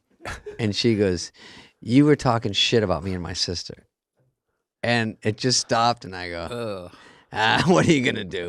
You make a Hollywood Minute omelet, you got to break some eggs. And I didn't know what to do. I go, yeah, sorry. And then I just sort of drifted off. And the worst part is I love Heart. And I made fun of so many people that I liked. It was a desperate move that I was kind of good at the time of doing that move to stay alive on the show. I mean, Lorne, it was probably 2 to 3 years in, and then I did a Hollywood Minute, and did they ever? And they laughed at read through, and then Lorne goes, "Good, you found your voice." He said it at read through, and he just said it because I sat right next to him, and I was like, "What does that mean?" I didn't really know what that meant, and then it worked, and then about a week later, he goes, "Maybe Hollywood Minute this week." I go, "Are you fucking shitting me?" Because he's never told me to do a sketch. He's never. I was just scraping to be in sketches, and then that kept me on a few more years. I didn't want to do that one too much either, but it was a good one to go to. And then I started someone you don't know, young blonde kid from Arizona, out of the business, just taking people's legs out, but saying what people were kind of saying, what they didn't want to say because it was all People magazine. There was only magazine was People magazine, I think, and so they were like so fluffy to celebrities. So it was interesting to hear someone say something kind of negative, if it was a clever way, like when you go. MC Hammer, do, it's over. Mean.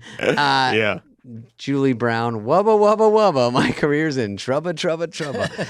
So all those were kind of funny, do 10 jokes. And then. But remember this, and Sandler had it with Opera Man, where he'd do it off the side, this and that. Then he's at home base, he's doing the subtitles, and he's having pictures. So Hollywood Minute is like, okay, Hollywood Minute. and then you would have the picture of the person, Yeah. and you'd be right down the lens. So that just really serviced you as a comedian. Once the crowd bought into it, then they're looking forward to it. Then I do that a few times, and then I get to a level. Then Tommy Boy came out, and then like Black Sheep, and then suddenly I'm in that sort of area of being known. And then to me, it wasn't as interesting because I go, part of the fun was it's a nobody, just like, and then I go, I'm in this. I know careers are fragile. I get why people feel like shit sometimes with these jokes. I don't like mean jokes about me, so I go, So it faded out, and then that was just toward the end anyway. Mm-hmm.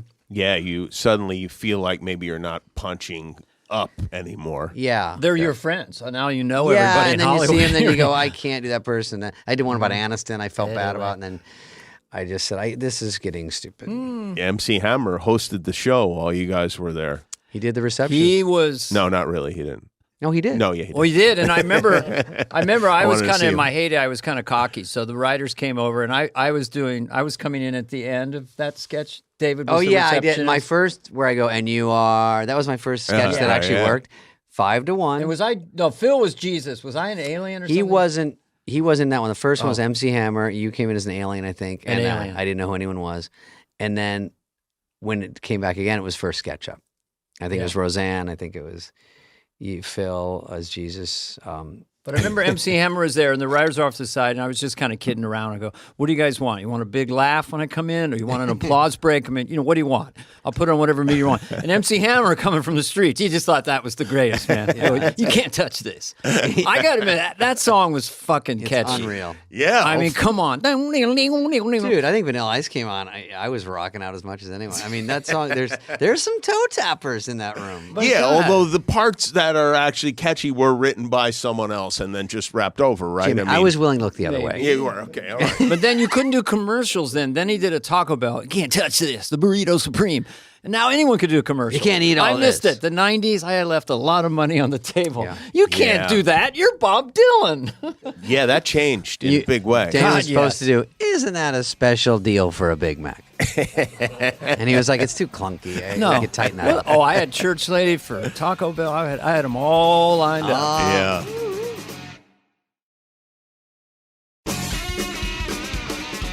I did a Super Bowl commercial when I was way earlier than I should have for SNL because I had no money, and they offered me a Diet Pepsi commercial. And then Gervitz goes, all right, it's all set.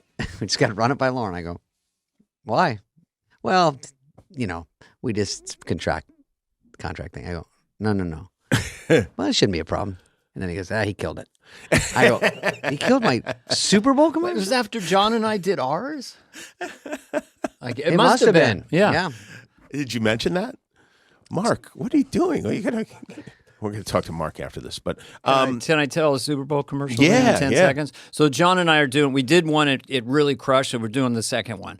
And it's a series of like 2-second shots. We're filming in New Orleans, we're everywhere, and it's a quick thing for American Express, and our catchphrase was, yes, that. So we're in a stadium in Miami, and we got to wear Hawaiian shirts for a 2-second shot in the stands. So I go in, there's 300 Hawaiian shirts. To pick So from. I pick one and come out with a Hawaiian shirt, and I'm sitting there, and John goes, I'll go get my Hawaiian shirt. He goes in there, he's in there for like a half hour. He comes out, goes over to me and goes, can I wear your shirt? I swear to God. I go, John, there's 300 shirts in there. Can I wear your shirt? You got the best one. You got the best shirt. Of course, I wouldn't take it off. no, of course It was not. the best one. Then I did. That's how I teased John. Of course, I got the best one. I know I got it. We both know I got it. I can imagine that you were super bummed about not being able to do that sick. commercial. Yeah. I think it was $250,000, and I was making about $1,500 a week on the show. Or Is that right? Is that you're making $1,500 a week? I made I was wondering about that. Like, do you ever get paid a lot to be on Saturday I think Night I Live? started at $4,500 and maybe left at $12,500. I was $900 because I was just a writer, and so $900 a week to write, and then I got a $1,500 bump if I was on, I think. And so, but I was fine with that. So did that, and then it got up to, then like the second year was like $3,500 a show, and then the next year $45,000. So it never got like astronomical. Yeah, well, I mean, it sounds, obviously it's not lot a of lot money, for show yeah. business, but When you're dreaming of riches, and you you're go, living in New York, it's pretty, and LA. Yeah, there's nothing like it. One thing I'd like to just insert at this point is that for people to understand that David Spade and Rob Schneider were in the ether of stand-ups, and Dennis and I both knew them and thought they were kind of the best guys out there. I mean, I did a lot of stand-up with Rob Schneider, and I met David before and would see him at the Improv. So some people go, how did you know David Spade? Why are you doing this podcast? I go, I've known him since he was 20. And he was another one to whisper to Lauren, like, in the talent department, like, he's good. Like, do you remember when you met? Yeah. Well, I was living with Kevin Nealon and Bob Duback in a house. Did you ever live with anyone who isn't famous? They weren't famous then, man. But my wife and I, to save money to buy a house, she was writing speeches and was working for an assemblyman out in the valley. And the rent was $300. We had a hot plate and we lived above the garage. And the dryer had no heat on it, but they just roll it for like all day long. It would roll to dry. It was just a roller. Yeah. So it had this little carport, and Nealon was across the way. And then I got on, pulled him in. But I met David there at that house, just hanging out. Because I was a stand-up, met Nealon and loved his stand-up. Loved Dana, of course. He's the best. Dennis Kevin, Miller. Right? Yeah. And then Dana wasn't at the club as much as Kevin was kind of grinding away, but Dana was sort of someone I didn't get to see a lot, but I just thought was great. And then Kevin goes, hey, I got SNL. Do you want to rent my room? I'm going to be gone. I said, yeah, I need it. He heard me saying I needed a place. He goes, well, I'm going to rent my room out. So we made this deal, and when he came home, he was very nice. He stayed on the couch. He let me keep the room. He didn't take his room back. But fucking Dana Carvey lives above the garage in my own house. So I'm like, holy shit, I get to see him. Duback's a comedian. There's a writer living there. And then and Kevin. So when they'd come back, I would get to hear stories, not even thinking that would be somewhere I would end up. I was just like shitting that these two famous guys that I think are greater are somewhere where I get to talk to them. And so that was, I go back to Arizona and be like, I feel like I remember I saw Judd Nelson at a keg party when I was visiting LA, and I felt like I was in show business because you're in the vicinity. So you ran into someone where someone that's been in a movie was, I'm getting warmer. And that's how you think. And so I go, oh, I'm fucking talking to Dana and Kevin, and I'm at the Improv. So I'm getting at least closer to what I hopefully will do. Yeah, Dennis Miller I knew from the clubs, and then he got on SNL. And then we played the Comedy Magic Club, and we're driving back, and then he tells me about the pressure of SNL. Christ's sakes, Carvey, it'll eat you up, tear you apart, man. I mean, there's no gig like this on earth. Honest to God, I go home crying most nights, You sure you want to do this thing? It's not good. Don't wish too hard. Don't wish too come true. But it was incredibly told to us, this is a pressure cooker like no human being has ever been in. And we got it anyway. Does the pressure, does it ever wane? Do you feel as you get more comfortable? You feel steadily sick, like you have mild COVID the whole run. Really? The whole 6 years I did it. Dennis, we'd walk in the room when he's in the writer's room. He did update, but he didn't really want to be in sketches and shit. So he would just sit there and we'd walk in and we're the new guys, so he'd haze us. Uh-huh. Yeah, Chris Rock, angry black guy, is that it? And then he'd go around in the room like a shooting gallery. Tim Meadows, black guy, not even angry. You're the nice guy. What's that all about? You got nothing. Farley, fatty, fall down. Anything else? Sano, the cross-eyed guy. What's next on the docket? Spudley, zero. Where Dana? Push him off a building. And Farley would beg him because I was with Dennis once. We say, hey, Carvey, let's stop by with the junior varsity, and they're all lined up, and Farley's like, come on, do it, And then he would do his shooting gallery, but everyone is laughing their ass off. You're right. I get it. Yeah. Christ's sakes, they're not buying that hand contorted guy, But anyway, what about the last show? Your last shows? I remember it. That was by probably the loosest I was. I think after about 80 shows, I got way more comfortable because I was having so much success, and Wayne's World was cooking and everything. My last sketch that I remember, I played Prince Charles, now King Charles, who shrinks himself. Scientists shrink him down to the size of a tampon so that he can live in the trousers. Yeah. Oh, and I didn't know later there was a royal in England watching this, crying because it was very cruel but hysterical. He gave a speech to the nation. I should be going to a place that's very dark. I should be shrinking into the size of a tampon so I can live in the trousers of my. Sounds like a Jack Handy or Robert Smigel. I don't know. But that was. But what about? Okay, so that's your last sketch, but. But what about like at the party afterwards? Was a toast made to you? Was there special attention given? I just left in the middle of the season. You didn't get a dance or Lauren clinking champagne glasses. There was no official goodbye. Why did you leave in the middle of the season? That was a really stupid decision. It was because I got so hot off the show, like too hot for my own good. Because Wayne's World. All the political stuff, Ross Perot, Church, like everything is cooking. Hans and Franz had a movie deal. So then there was a stupid movie for a lot of money, and I thought, well, I have to leave pretty soon anyway. I'm at a peak here. Where do I go from here? Right. And so that's why. And the movie was starting at such a time, but it probably wasn't the best choice. But anyway, it happened. But I got too hot off the show, and so I got offered things that I had no business doing. If I had a little less heat. Do you remember something that you decided you had to turn down because you were on the show?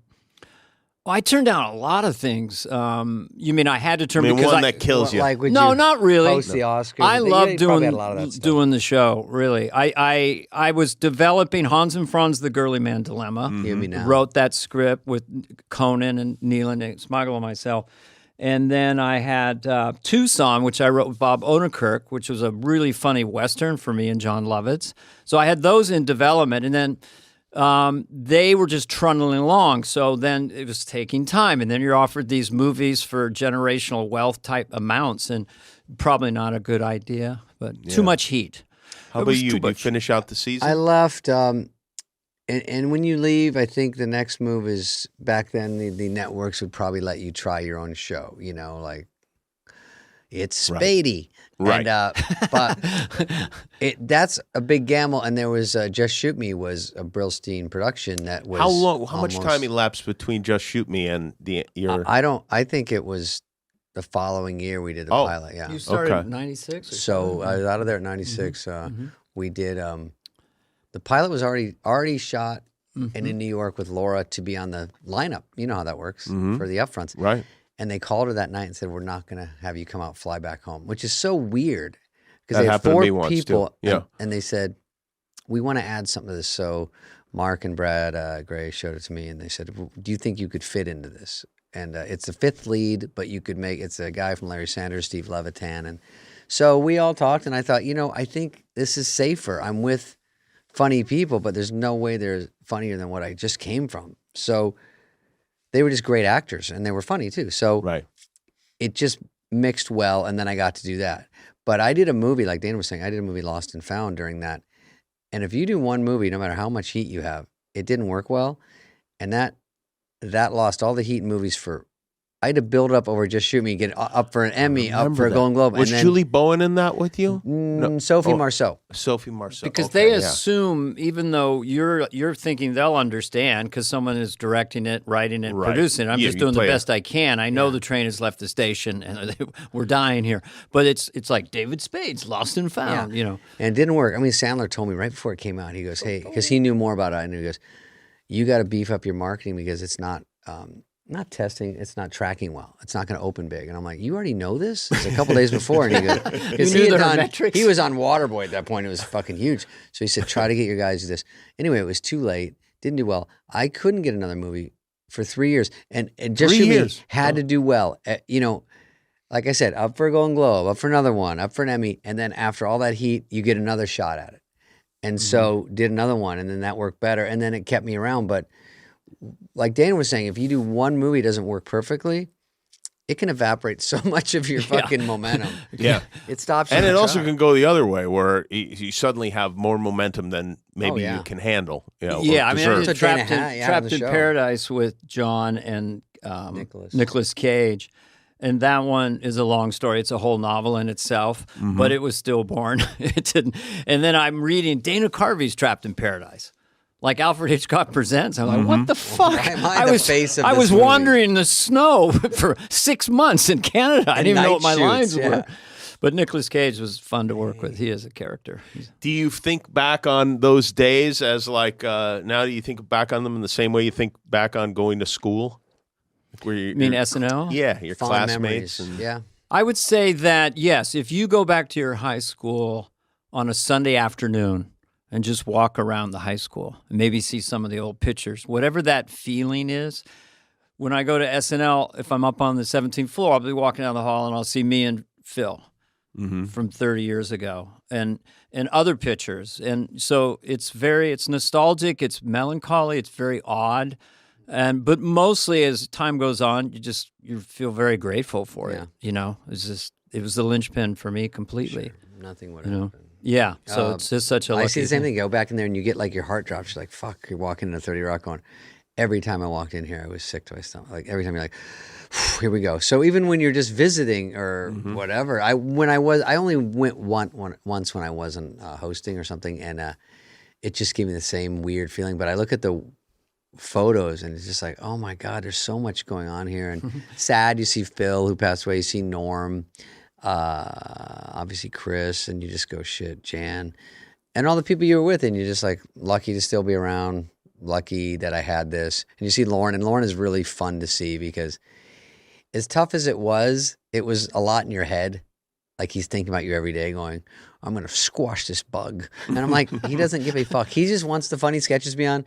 You guys fight it out. We're putting on a good show. And then that's just the way it's always been. And now it doesn't really matter. And then it's very fun to see him. And I think just having been on it is so surreal because as a kid dreaming of this secretly. Yeah. I wasn't in theater arts or anything, but watching variety shows, Flip Wilson and Laughing and all those old-fashioned ones, and then seeing Steve Martin on it. And they were badass pirate rock stars, the first cast. I was in college, and they were like, oh my God, damn. And then 5 or 6 years later, suddenly I'm in their chair. I just felt like, don't we need someone besides me? That the minute I got it, I really felt incredibly nervous that I was going to be the one to ruin the show. That the show, I'd actually turn the lights out. The switch is over there, 8H. There, you just press it down because you're the one who fucking drove it into a ditch. Yeah, and that was the fear, but fear drives you. So I would say it's still. I remember George Bush Sr. saying to me, because we would hang out years later and stuff. We were friends. He goes, "I can't even believe I was president. Can hardly understand it." Really? Like it became a surreal thing to him. 15 years later. I know I was in there. I pressed some buttons, made some speeches. Very hazy. Hazy. You don't think about the lead up when you see somebody. Like I remember seeing you on Saturday Night Live and just going like, oh yeah, there's Dana Carvey. He was born to be on this show. Yeah. He came out of the womb doing characters, and of course this makes perfect sense. But never do you think of the struggle. And boy, I've never heard anybody say anything like that about a president, because I always assumed like guys who wind up president, with one notable exception, are planning for it when they run for the student council right. in the 8th grade. You know, they're thinking about it way back then. He was a unique character. Because once you hit the president, then it's over. Then he's like, this is my whole life, and then now what do? I've only tried to get to this, to be a president. That's so the afterwards, thing. Yeah. If it's 10 years, he's like, if you're an SNL cast member, at a given point, you're an ex-SNL cast member. And I remember Fred Armisen, after he left, which is, you always feel like someone is doing my job, and they're doing it better than me. You know, he's like, how do you deal with that? But for me, I did not have the confidence, even with. I learned later as I went along, I go, I'm a fish in water. This is actually really, I got much, much better. I'd never done sketch comedy until the very first cold opening, which I didn't even know I was in on the very first show. Wow. Every time I got a laugh when I was doing Church Chat, I wanted to turn to the audience like a stand-up. I had to force myself to stay in the scene. So I needed to learn how to do sketch comedy. And I fell in love with it, of having Phil as a partner, and Mike Myers and Kevin Nealon and stuff. So that part, instead of being a stand-up, it was just fun to be part of a kick-ass A-team. Like, everyone's great on the show. And leaving the show, like, I didn't go to college that much, and I mean, I'm super smart, but it's Scottsdale Community College, right? No, yeah, Were they the Pirates? I went to SEC, the Artichokes. The Artichokes. Went to Arizona State. Me too. I went there too, yeah. See, look at you both by the way, alum? Bill Hader moved from Oklahoma to go to community college in Phoenix. I was like, what? Like, this is where the kids who didn't do so good in high school. I'll see you later, Dad. I'm going to Scottsdale. That's like Fame, the Academy. I mean, they're like, 3 made it. Now 300 million didn't. But he wasn't aware of you guys going through there. No, but I don't think it seemed crazy to him until I reacted strongly to that bit of news. Like, wait, you went to the community college down the block from my house. It's you traveled to go there.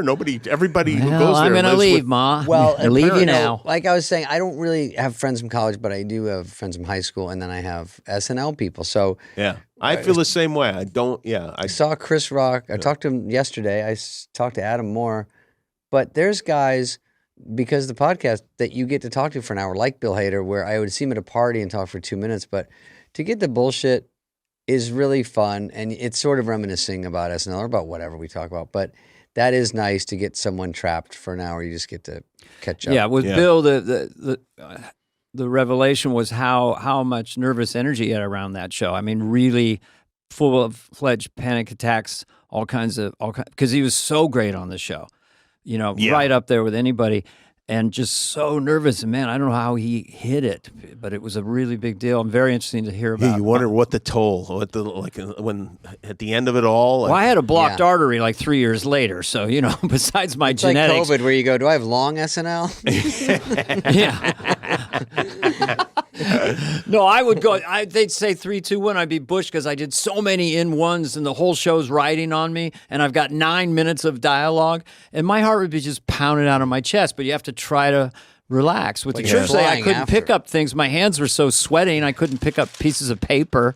In the early days, for sure, it was just too fucking nerve-wracking. But we fought through it. It's not just like. I mean, ultimately, it's like you want to be funny. That's number one. You want to be funny, but also as you mentioned earlier, like sometimes the future of your whole family is riding on this. Oh, yeah. Like, what am I gonna do if this doesn't work? And if I didn't kill in the clubs, then I didn't get to the middle act. If I didn't kill there, I didn't get to headline, and then the middle act's trying to knock me off. I came in with the mindset of a stand-up. Like, I don't want to just get laughs. I want to levitate. I want to destroy the room, for better or for worse. That was my where I was thinking all the time, or else I'm going to get fired, or I'm not going to be in the show at all. So you had to really, really strategize about that. And if people, parents, relatives, when you say you're a stand-up, that's all good and well.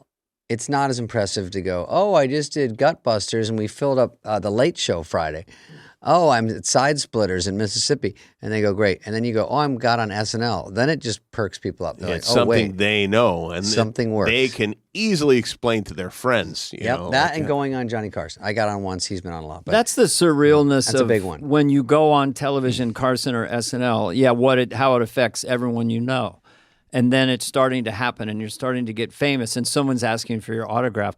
All of that is like you're like in a dream state, in a sense. It's like, wait a minute, I got on SNL. I'm actually doing well. What?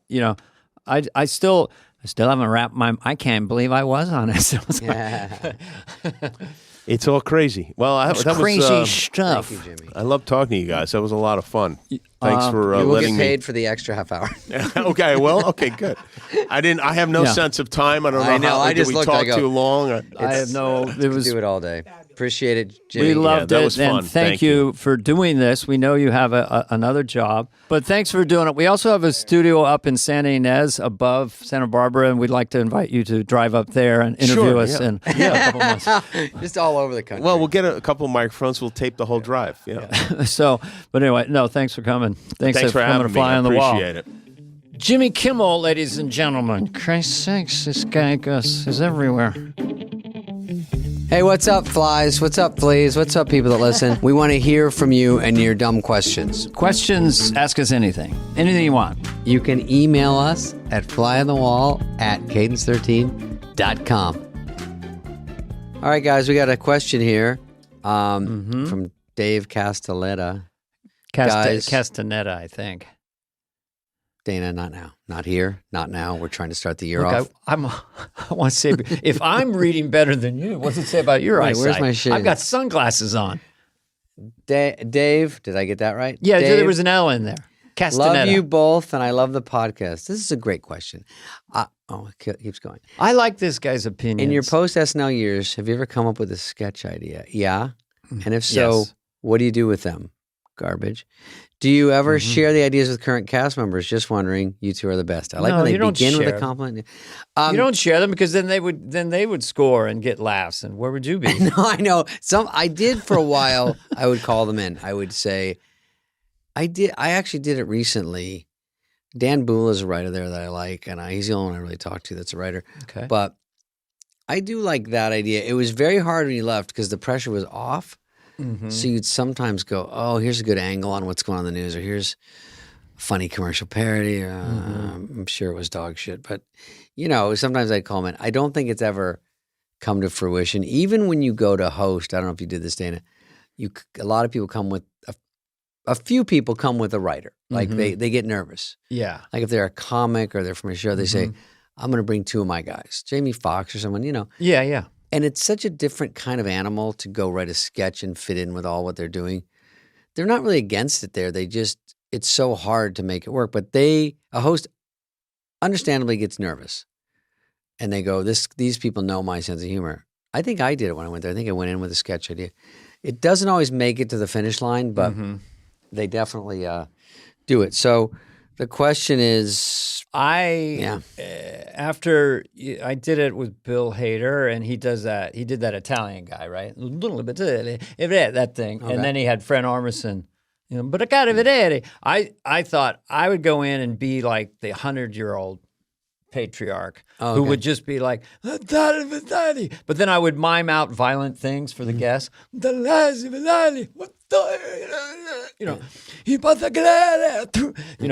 And just didn't call them and say, you should have someone else do that. Jason Sudeikis could have crushed with that. Oh, you didn't call him? Oh, I thought you were hosting. If you hosted, you could have jumped in on that. I know. I was a little shy about it. The one that I thought of fairly recently was the world's first sociopath, which is like there must have been sociopaths during primitive man times. During the hunter-gatherer stage. Hey, you guys, what are you doing? Oh, okay. Are you hunting or gathering? Don't just sit around. Either hunt or gather or get the fuck out. And then it's like later on, he goes, where's Bob? I don't know. Well, what's that hand coming out of the ground? It's Bob, I think. What'd you do? I hit him with a rock. Am I weird? Am I strange? I have these compulsions of killing things. Am I weird? And the guy goes, no, not at all. I mean, sometimes at night, I just cut myself. I don't know what that means. Maybe some sort of free association anxiety. Well, Steve, he always waits till the grapes rot and then drinks the juice and dances around for hours.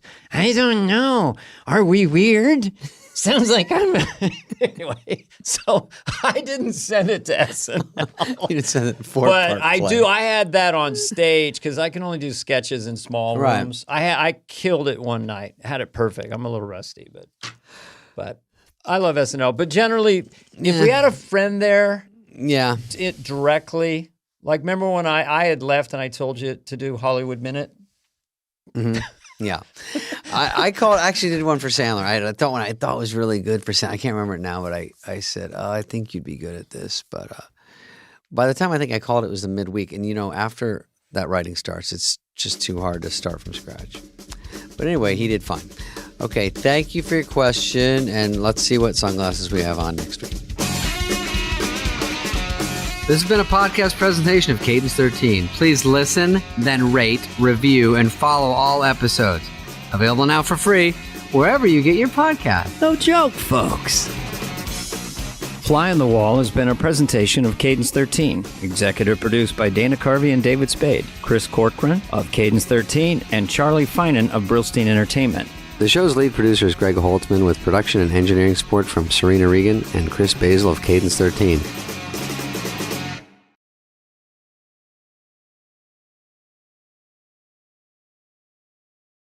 So this week is Joe Coy, who is a good buddy we see out, killing it out there in the stand-up world, selling out arenas and just really shaking it up. And sometimes what we do on the show is we take someone a little out of the SNL box and just, we want to expand a little bit as we move along. And Joe is a great guy everyone's touched in some way by SNL or the people on it. So he was a perfect candidate for that. Yeah, he's become a superstar stand-up, and he talks about his journey to get the stand-up world to pay attention to him.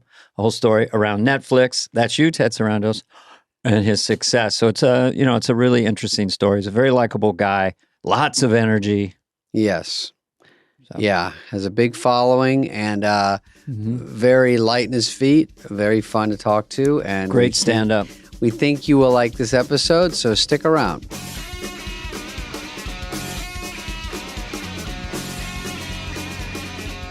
Joe, do you remember when we first met?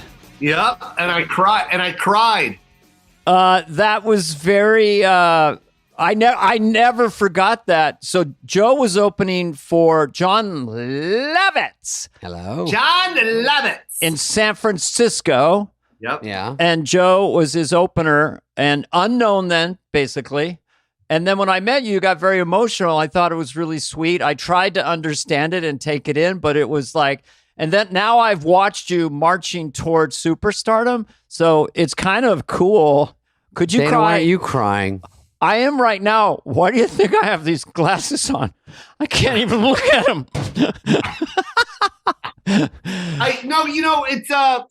I was just talking about this the other day to my video guy Josh, and I was just like, you meet people like it's hard when fans walk up and just say hi to you. It takes a lot. It takes a lot for someone to just go, "Oh my God, I love your work," and right. Sometimes we don't understand that, because we're on the other side, right? Yeah.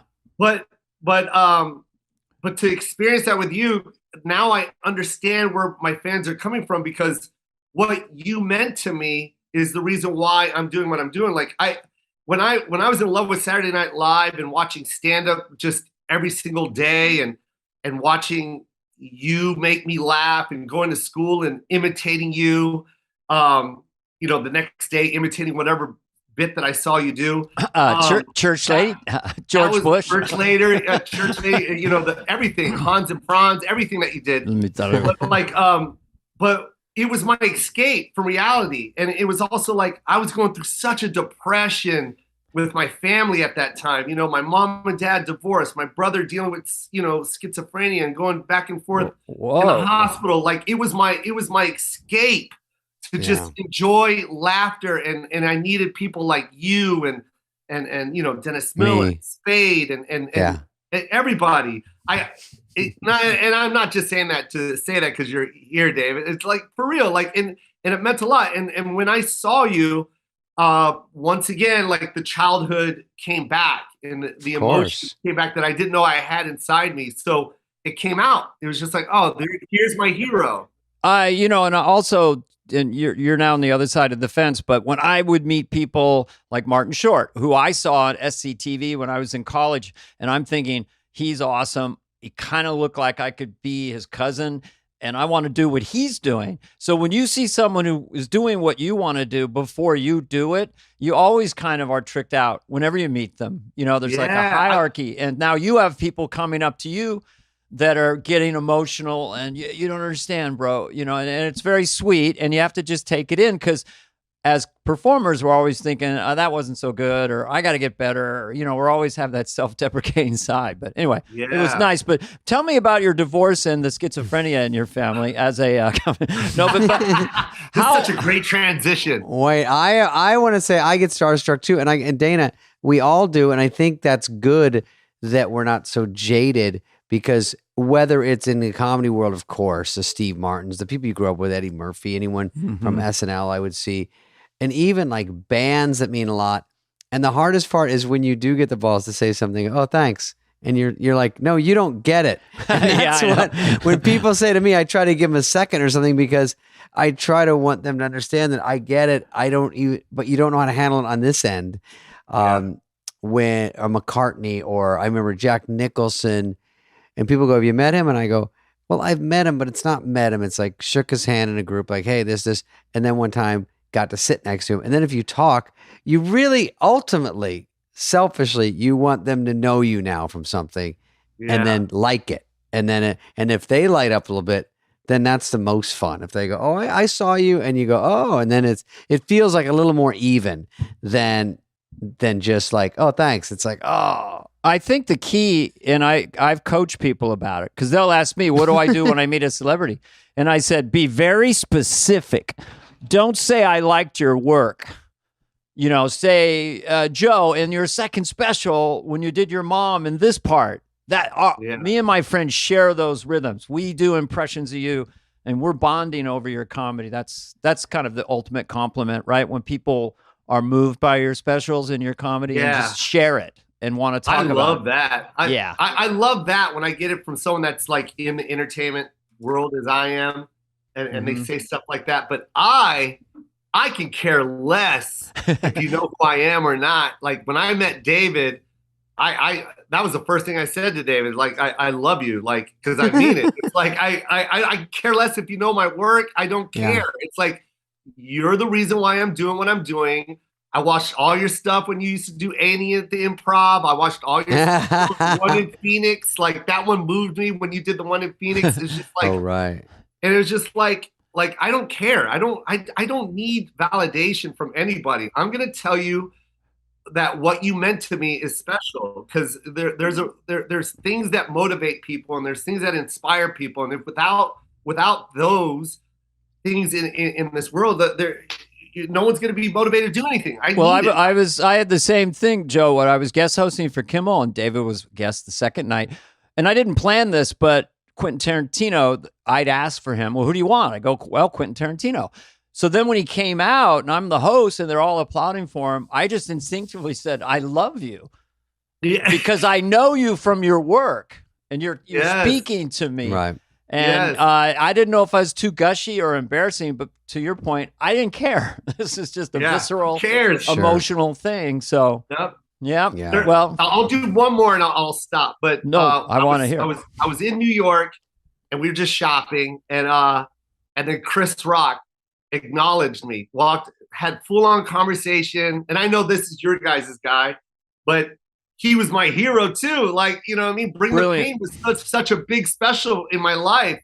And when he acknowledged me, I didn't go to him. He came to me and was like acknowledging my work and what I do. And I was just like, wow, I was floored. I was like, you're the king, man. Like, what's going on right now? So that was a special moment. That does mean a lot, though. It makes it all in your head. You're like, fuck. So people do see this shit I do. Yeah. Because you sometimes just do it and you get nervous and you move to the next thing.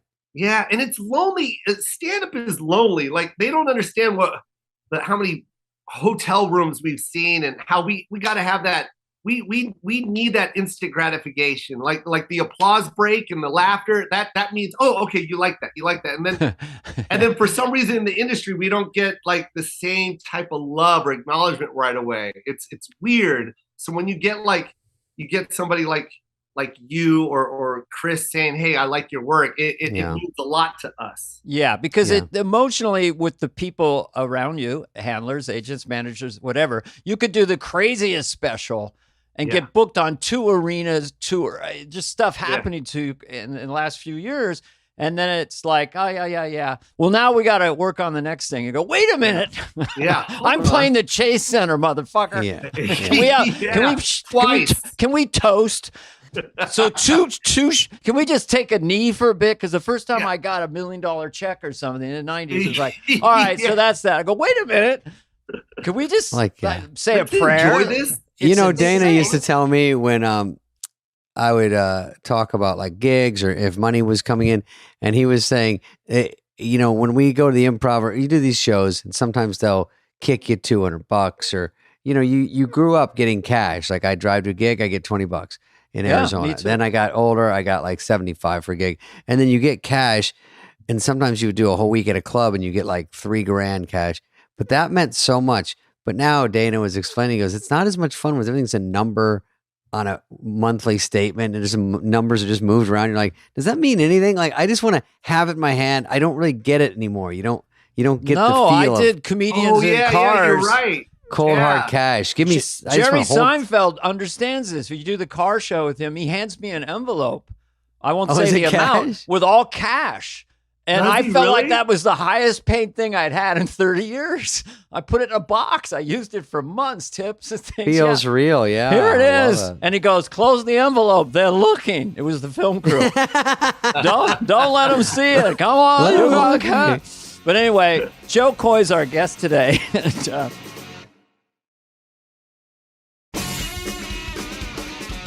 Let's tell Joe, because we know, obviously people know Joe Coy from all the stuff, but we do talk about SNL, we talk about comedy in general. But was there any time growing up, I don't know where exactly you were in the world, but do you remember seeing SNL and feeling like that was something that clicked with you? Yeah, it was my life. It was everything. And from, especially when they switched the hands over, when it slowly went over to the young guys, when it went to David and that whole so you were there. You were sort of in the Dennis Miller, love it. That's sort of when you started watching. I go way back to Piscopo and Eddie Murphy. Shit. Okay. My dad was such a huge fan of SNL and SCTV. Yeah. Yeah, and there was another show called Fridays. I don't know if you guys remember that. Yeah, totally. And then, of course, Kids in the Hall that came, that was later. You saw it all. Yeah. But it was just, I was so in love with the freedom that you guys had with your sketches. Like, I loved sitcoms, but I love what you guys were doing with sketches. Like, I was just enjoying the God, how do I say it? But you would get away with a lot. Like now, that's fun. What we thought was risque back then is like G-rated now. It's nothing. But back then, it was like, I can't believe they're doing this. Like, right. Could you picture yourself? Would you ever think that's something you'd want to do? Or when I watched SNL, sort of what you were saying about an escape earlier. I'm from a divorced family. I think we're all pretty beat up with childhoods and comedy in general. But I don't know if I realized it then, but maybe looking forward to Happy Days or sitcoms at night or this or watching SNL was an escape because it was fun, people having fun, and there was no problems. Yes. It was all happy. Yes. Church lady, just like, or when you did Wayne's World, it was just like, what is this? You know what I mean? It was just like, I knew what public access was. And then you guys did a sketch on public access television. Right. And it was just like, this is crazy. Like, I was so in love with that idea. Like, it even made people think like, oh, well, then maybe I could do like a public access show. You know what I mean? And, well, the emotional underpinning of that thing, because people have asked me and I've thought about it, is that the two guys in a town live with their parents, have an AMC Pacer, and they're like the happiest people in the town because they're ritualizing everything. So it's such a feel-good thing. I want to be Garth. I want to be the loyal best friend of the guy who's like Bugs Bunny. He's smarter than everyone in the town, Yeah. So and you reflect really people watching it, because I'm like in the basement watching a show going, oh my God, that's like me and my stupid friend. Yeah, exactly. And so people watching go, that's cool. That's us. That's so true. And that literally those two characters were at they were in high school with me. I knew those two guys. And it's just, and I also loved how the intro came on, where it was that public access. Yeah. I think it was Phil Hartman. You're watching public access. You're watching. Yeah. It was so good. And then like Spade, like everything that you did, man, with Farley and of course Sandler. It was just like this chemistry that you guys had was like, it was like friends. It was just like it was like you were in on something. You know what I mean? And it was like this school. It was like you felt like you were a fly on the wall. Is that the name of this? That is. I think it is. Yep. We give away prizes for people who say fly on the wall. If you work it in. Yeah, good job. That's crazy. It is. It's so cheesy that I did that. We're going to get you a Rolex and a Gucci bag. Yes, I did research you last night. I appreciate that. Because you earned it. But no, I really felt like, I'm watching something cool here. The way you guys would laugh, break character every now and then, even though John didn't like it when people break character. John Lovitz would always say that. Yeah, sometimes they break character, and I don't get it. I don't like it. I don't and I like don't it. get it. It's not funny It's when they laugh balderdash. at themselves. It's not good acting. Where did John Lovitz come from? Where did that? It's like from 1930. I know. I'm trying to figure out, what is he laughing at? He's always genuinely perplexed. What's so funny? What's so funny? You know why they didn't put the sketch on, don't you? Why? Because it's funny. They don't like it because it's too funny. It's a bit of Mae West almost, and sort of a 1940s type announcer voice. It's so funny. Where did he come from? Yeah, he's the greatest. And I always thought that was an act. You know, he started doing stand up. When he started doing stand up at the Laugh Factory, I was like, oh, he's doing like this character that he really does on SNL. And then he called me. I didn't even know he got my number. He got Masada, and he called me and he goes, I'm going on tour and I want you to open for me. And I'm like, oh shit, he really talks like this. Oh wow. Did you do it? Yeah. You're too funny. That's a problem. You're I too remember funny. him talking about you. You know, he's opening for me, don't you? Joe Coy. No.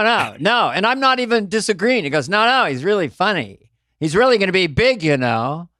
Oh, that was sweet. That's awesome. I thought you were so strong that night, and John was still new to stand up. It was almost like he had to pull up the socks. It's hard to follow a polished good act. Yeah, because you were already into your you were a kick-ass stand-up. This is like the early knots or something. I don't remember. Knots. 2005. Can I give you my favorite John Lovett story? We would love nothing more. He's a friend of the podcast. Okay, you're gonna love this one. Okay. I'm opening for him in Hawaii. He loves Hawaii. That's the worst place. I'm opening up for Hawaii, and he goes, let's go to the beach. I need a tan because he's got psoriasis, right? I know. Yeah. Oh, he does. I need to tan. Let's go to the beach. So we go to the beach, and we're laying down, and this guy walks up to us, right? I don't know who he is. He's like an assistant or something. He goes, "Hey, John, KC from KC and the Sunshine Band is a huge fan of yours." But he's so scared to come up to you and talk to you. And he's performing on the island as well. Is there any way you can say hi to him? And John's like, of course. I love Casey and the Sunshine. Of course. Who doesn't? Right. So we walk up. This is the best story, man. And here's Casey. And he's like, hey, John, I really love you, man. I was just so nervous to say hi. And he goes, oh, I'm a huge fan of you. This is Joe Coy. You ready? Yeah. This is the first thing he says to Casey. This is Joe Coy. He does a really good impersonation of me. Take it away, Joe. And I go, what do you want me to say? He goes, exactly. It's perfect. That was it? That was it. We have to reboot. I mean, if Ted Sarandos is listening, maybe Joe, you could produce it, David. John Lovett should just be in a cartoon as John Lovett on Netflix, walking around doing exactly what you just said. Hello. It was so funny. I go, what do you want me to say? He goes, that's exactly what I want you to say. And I'm like, now I'm in a sketch with him. Yeah. Perfect. Who's on first? I told you. Last time I saw him, he goes, like me. He goes, David, I'm sorry about your attitude. I heard about it. It's so funny, but he says, he always buys a new car and he pulls up and he steps out of it and he goes, how can I get you in this car? He's trying to sell it to me. You know, you little pixie. How are you? That's what he calls me. You little pixie. How you doing? Pixie. Yeah. Oh, he's jealous. So funny, God, he is funny as shit. And he's got his little dog, Jerry Bruckheimer, his trusty His dog is not cute. I hate to break it to everyone. I tell him every personality is adorable, but the underbite I like every dog undercuts him. Yeah. I love all dogs. So Joel, ask Joe a real question. I want to ask,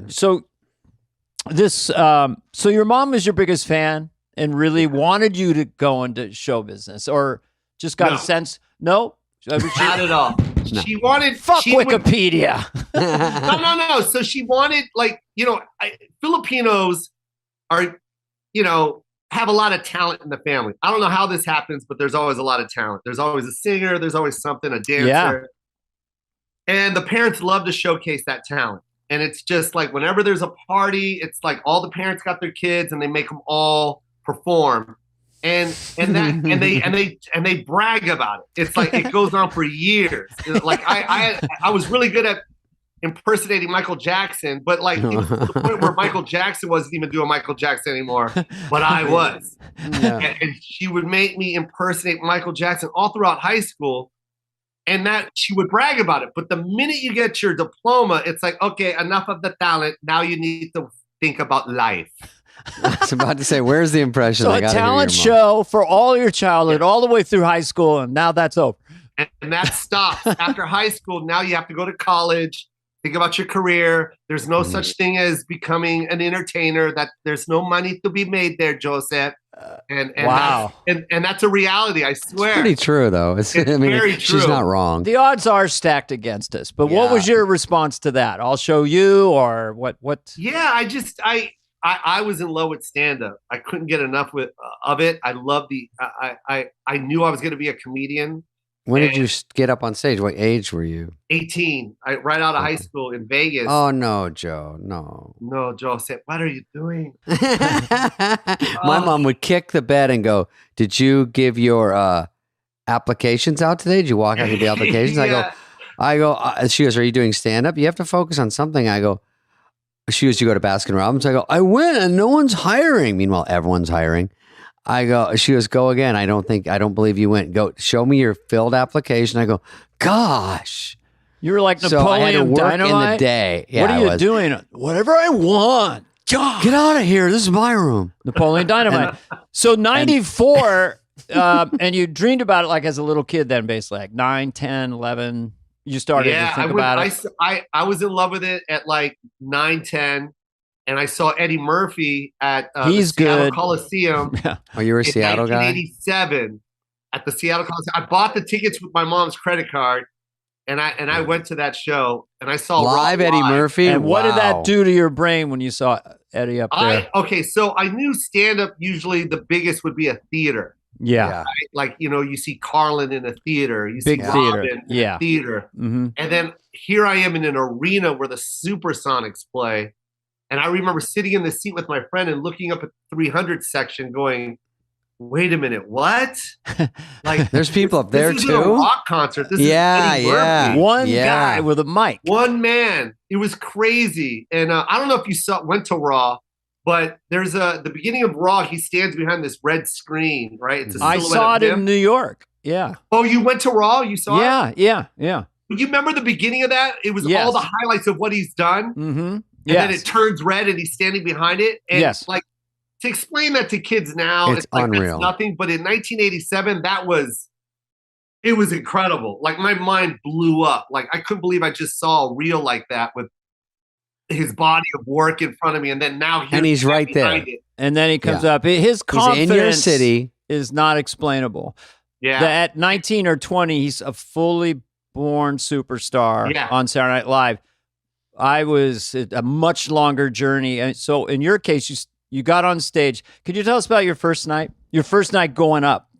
My first night going up was... Do you remember it? Your first set? Oh, yeah. I know exactly where the venue is. It's on Tropicana and Eastern in Vegas. And it was a talent show. Yep. I was 18. I had to grow. I remember it took me about 2 weeks to grow just a little bit of hair on my upper lip. And then I colored it in with my mom's little eyeliner thing and made it really dark. I swear, I looked like one of the Marx Was it a 21 brothers. And up place, or could you get in at 18? Yeah, it was a bar. It was so you had to pass for 21? Yeah. And you got a fake mustache. I looked like one of the Marx brothers, man. It was just like this obviously painted mustache. Mm-hmm. And I went up, I bombed. It was so funny because when I wrote the routine, I thought for sure in my head what I was visualizing, me on stage, and like the bar manager calling someone from Hollywood, like, I think we found the this kid's incredible. He's crushing right. Holding the phone up. Listen. I'm telling you. We don't have enough alcohol to serve the people. They blocked the bar. Listen. He's getting an encore for his 3-minute set. Yes, he's doing 6 minutes instead of 3. This kid's unbelievable. God, 3 minutes was an eternity. It was literally... Everything that I wrote disappeared in my head. Right when I got on stage, I forgot everything I wrote. And then I didn't want to get off stage. I just kept bombing for 3 minutes. And the guy kept like, get off. I wouldn't get off. Awful. And then I did this stupid joke about a condom not fitting. That's all I knew. Because the size of the organ is too big or too small. If it doesn't fit. It's too small. Okay, but it's the obvious, right? Got it. Sure. And then now my tongue is sticking to the roof of my mouth, and my mouth is dry. And I say to the crowd, I go, your mouth ever gets so dry, your tongue sticks to the roof of your mouth? And the lady at the bar goes, put a condom on it. And crushes. So the crowd is crushing. She absolutely destroys the joke I bombed on. And then I walk off stage, sit down next to the guy that did Lionel Richie. He did a Lionel Richie song, and he sounded just like Lionel Richie. And I'm sitting right next to him. He won that night, by the way.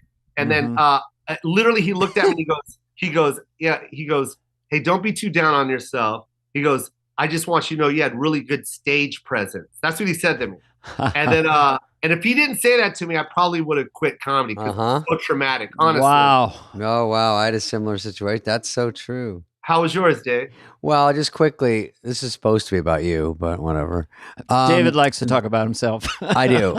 I'm going to go back 40 minutes before the story I've only starts. heard this 11 times, so I'm good. What it was I did it was at Chuckles in Tempe, which Dana might have played. They always have funny names. Chuckles, and, yeah. I like when they call girls a day comedians chuckle fuckers because it's the funniest term, and I never had any. But there were 0 chuckle fuckers there that night. Anyway, so I go on to do my 3. And I go to my 3 minutes. They have to do 3 minutes. That's 3. it. That's you can end it right there. There were no chuckle fuckers that night. So I should have opened up and go, where my chuckle fuckers at? Chuckle fuckers. So I go and do 3 and I'm bombing. And then in between, like I did one about mustard and I go, I don't even know why I eat mustard anymore. And then I go, blah, blah, blah. And I do and so I get off completely bomb. And of course, some extra from the movie is like a, skinny tie manager. But it's like whoever you run into, a stage manager, but he just manages the bar. And I happen to walk over and stand next to him and he goes, that was tough. And I go, yeah, that's first time though. And he goes, yeah. And then he goes, he's like looking away and he goes, actually, the stuff you say between the jokes is funnier. And then he walks away. What? And I go, wait a second. And that's my whole style for the rest of my life. Things between the jokes. That's a comedy album. Because I would comment on what I just said to myself. Yeah. And then you get it. And then I thought, oh, it just made me think like, so there's something like you said. So there's something there. Yeah. You should actually go back and give that guy some money. He kept me going. Like you said, yours kept you going, Lionel Richie knockoff. Yeah. He kept you going. But that was nice. Anyone take a second. But David, I hate to interrupt you, but that note right there on you is like, that's golden. I mean, stage presence, that's kind of like, okay, you look good on stage. Generic. Crap, but yeah. He saw you generic. It's not generic, Dana. It was actually very good. I agree. He wasn't throwing that around everyone. It's just stage presence. It's he didn't say it to Lionel Richie for sure. No, but that note on you is that's a great note because that is you. That's your whole act. It's like I think every time you just say on your whatever's on your mind, David, is so funny, man. It's like spot on. It's always been you. So but it made me think like, what is he talking about? And then the longer, like you get it now, and we all understand that that's even in movies. I was sort of I was in Coneheads, my first or second movie, and they had me just with Michael McKean, and I would just kind of repeat what he said or say something back under my breath, and he would keep talking. And I go, that is kind of it, because sometimes the joke you're going for that you think is the big one, and then you say something after, like a tagline is funnier. You know what I mean? Yeah. Like that kind of stuff. Yeah. So whatever, that guy, that just made me think of it because your guy said something to you, and we were talking to Nick Kroll where he had his audition for SNL, and then a random stage manager said something, but it threw him. And that's just someone doesn't realize this is such a big moment in your life. And they're just saying something randomly, but you remember it. Look at this. Years later, we both remember it. Nice. I like that.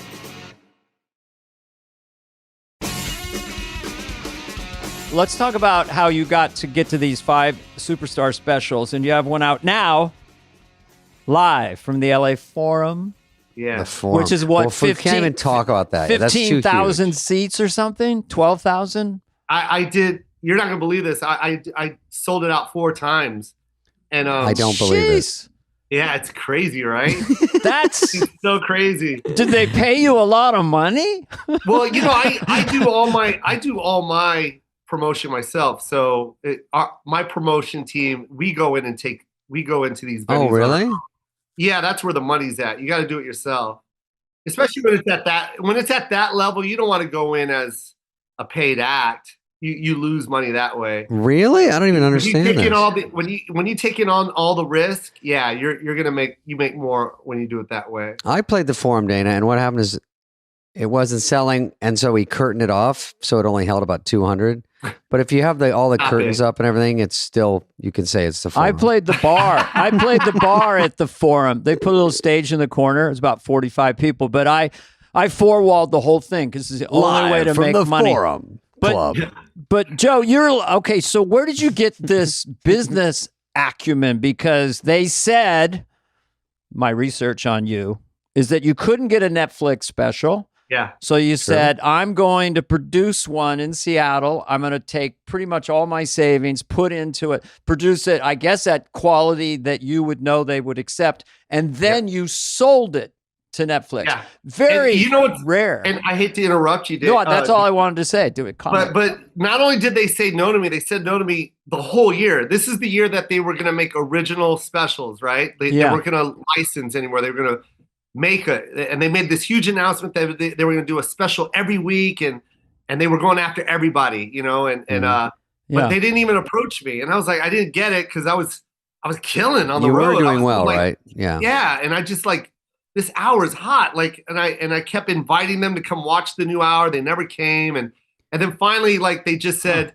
we're going to go ahead and pass, and I was like, what? And then they go, our calendar's full and we already got everybody, but we'll look at you next year for the year after that. And I'm like, I need to get on now. I'm 45. Yeah. I don't have 3 more years. No, I need to do this now. So wow. I was like, screw it. I'll shoot it myself. And we were going to do a small scale, but I'm like, if we do a small scale, then it's going to look like I shot it myself. I mean, if I want them to buy it from me, it's got to look like they paid for it. So we went big, and I did it in Seattle at the Moore Theater. And I put on every single hat, man, Dana. I did all my research. I scouted my directors. I did everything. And here's the best compliment I can give anybody, and it's to you, Dana. Really? Because I'll take it. I studied everyone's specials. Yours too, David. I studied everyone's special. The one you did at Phoenix was so amazing. Oh, that old one. Yeah, the HBO one. Yeah. I love that one. And then so I would study because I was trying to figure out what my stage should look like. I wasn't looking at it for the content. I was looking at it like the set design, the light design, how they light up the audience, where they place the cameras. And the one special that made my mouth drop was your special, Dana, because which one?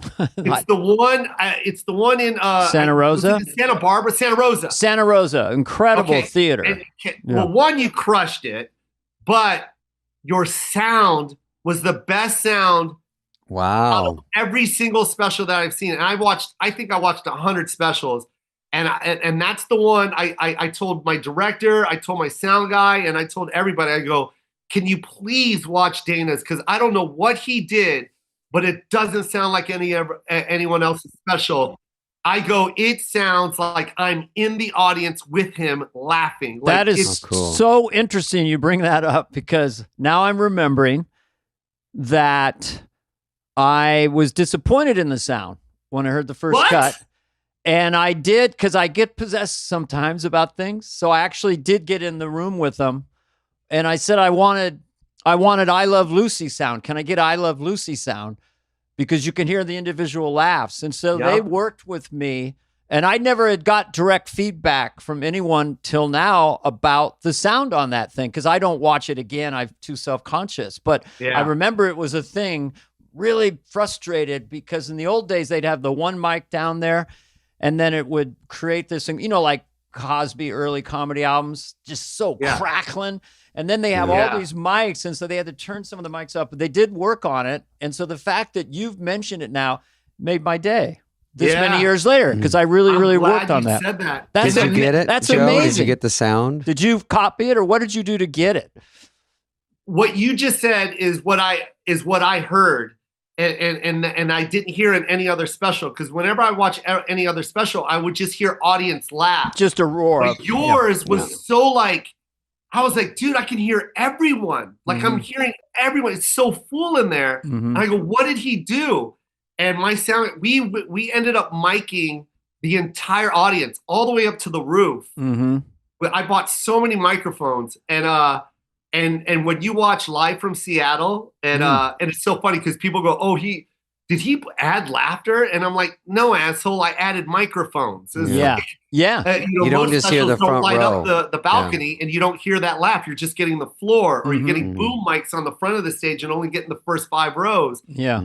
I got every single seat in that special, and that's why it sounds like that. And it's from your special. God, did you always have this drive? Because you're shrewd, you're clever, you're driven. I mean, yeah. At age 45, and that's when you kind of broke. I mean, you were, broke as a nationwide figure, world figure, really, because you were doing really, really well. But then that first special, Live in Seattle, you went up like a rocket, and you went to Hawaii, and you were selling 20,000 or over. I mean, you just blew up. I broke. Yeah, that was crazy. After that special, it was over. And really? So that was it. So there was a change. Sorry, Joe. So that comes out. You sell it to Netflix. Yeah.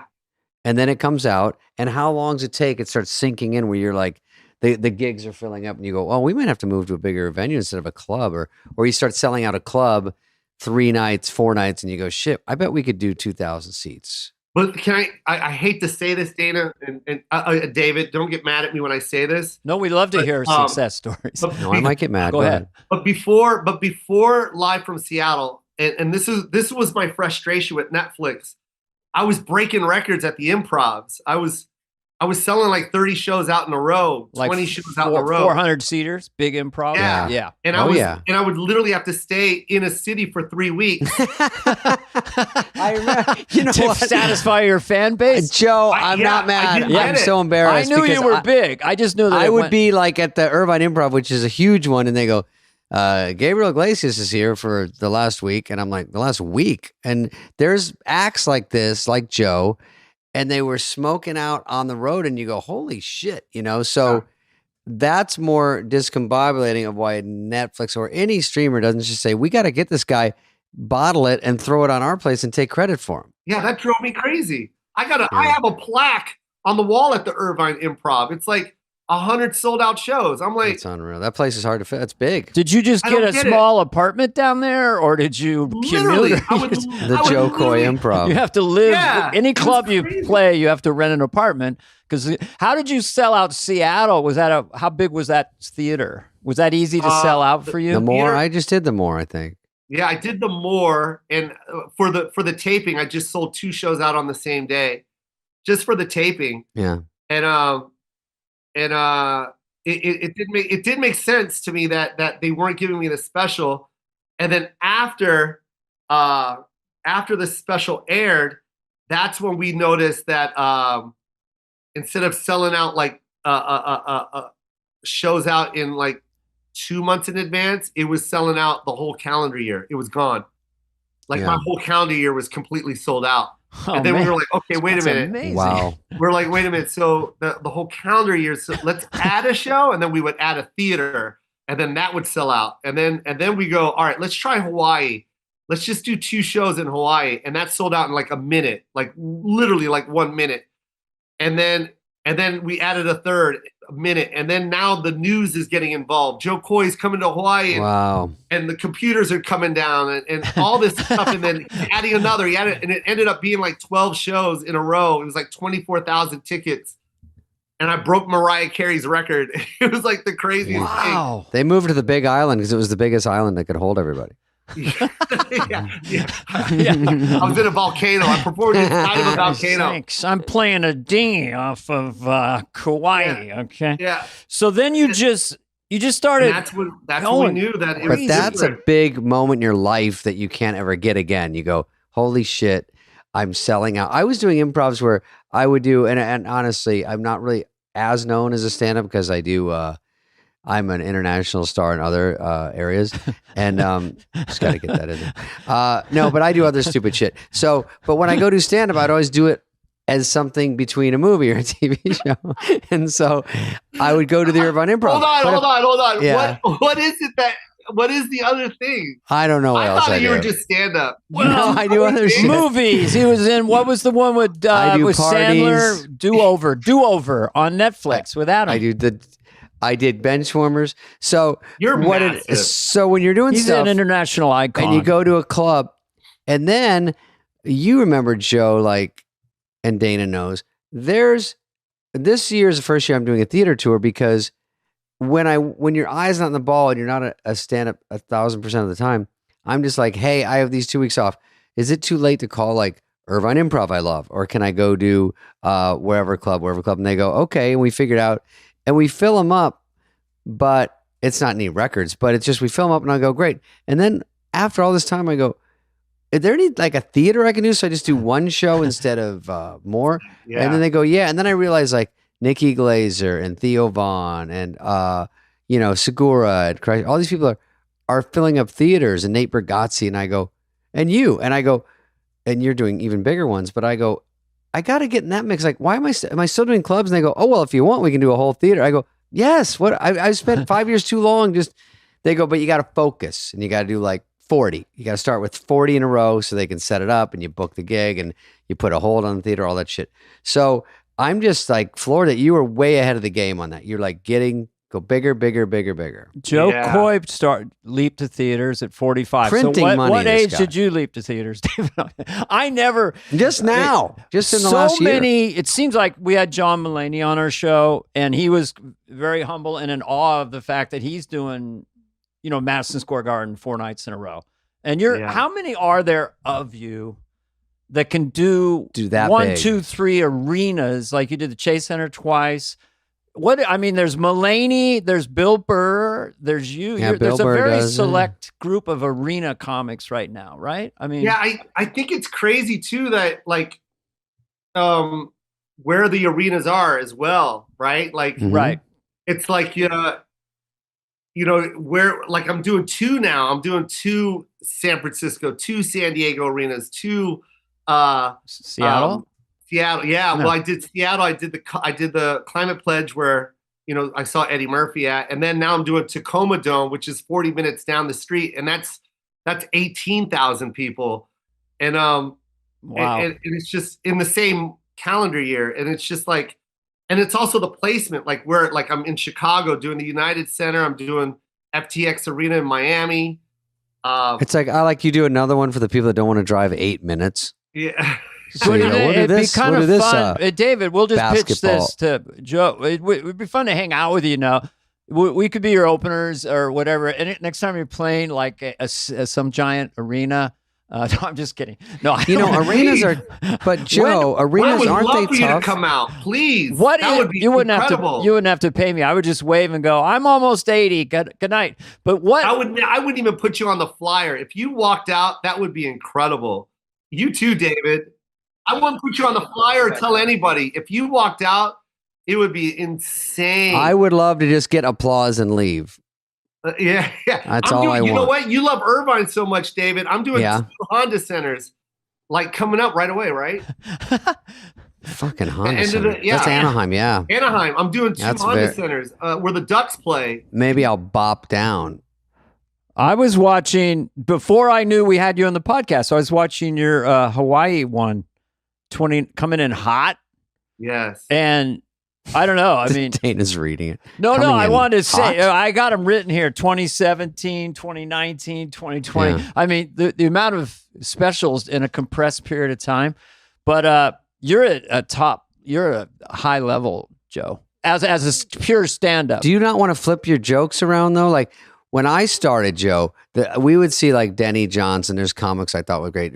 Dana knows all these guys. You could travel, and this is not a knock to them because it's just the way it is. You could do 10 years with your same hour. Yeah. You know what I mean? And just travel different cities. And that's someone who's just getting lazy, honestly, and just saying, this works. I have a job. This is my job to do this hour. And they just do it, and they come back to that city 2 years later, but different people come. But nowadays, when you do a special, and then where are you on? I think I know where you fall in this of flipping an hour to a completely new hour. Do you repeat stuff they love, or how do you do it? No, I don't. Once it's on Netflix, it's done. I'll never. You throw it in the fucking garbage. That's and then tough you get to a do, whole isn't it? new hour. You got to go to clubs to work the hour. No, I work them in between the sets. So while I'm on tour and I'm already like I shot that special in March. I was already working on that before I shot it. Okay. So I had the hour in the bag, and then I was already working on a new hour before I shot that hour, and now I have a new hour. Well, let me ask you a question which I'm fascinated by. Like the idea of confidence. Yeah. And you're like, okay, you're floating around. You could look back and go, maybe I was 88% confident. But now when you go out there, after these specials are out, you're kind of, I don't know what other word to use, like a superstar level or something, because you've got, your name is 100 feet high behind you, which I think is really like Eddie cool. Murphy, yeah. And you're coming out and they love you so much. But I was watching your technique and your commitment, your theatricality, and you're sitting on the stool, you're doing a Vietnamese character. You're so in the pocket. Do you feel like you're the most confident on stage you've ever been, or can you get more confident than where you're at? Because dude, I want to cry right now. Oh, good. Just that Dana's studying your special. I just enjoy it. And I called my son, who's a huge fan of yours, and I just saw it. And I don't watch a lot of stand-up, but I go, this guy is at the tippy top of what a stand-up can be. I'm being sincere. God. I'm just being honest. I love you, man. That was awesome, man. You don't know what that means to me right now. Wow. But it's kind of true, right? You're up there. Thank you, man. You're never at a point with these crowds because they're all there to see you. Like, first of all, it is like an Eddie Murphy thing, so you must freak out that you know what it's like to sit in that crowd and get excited. Someone's coming out you want to see, and everyone's there, and you come out, lights go down, they get all excited.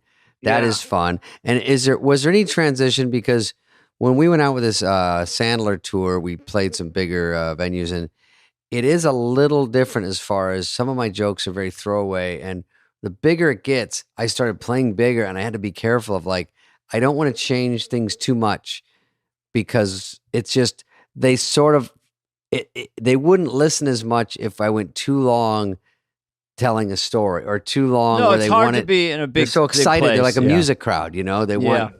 some fucking action. Yeah, that would be difficult. Joe, you have a lot of dynamics, Joe. When you get them rolling, then I see you sit down and you get very got voices intimate. And he moves. But then you're going to go explosive and, you know, it's just fun to watch. I'm just happy for it. It's fun to be confident on stage because then it just, that second voice gets out of your head and you're just in the flow.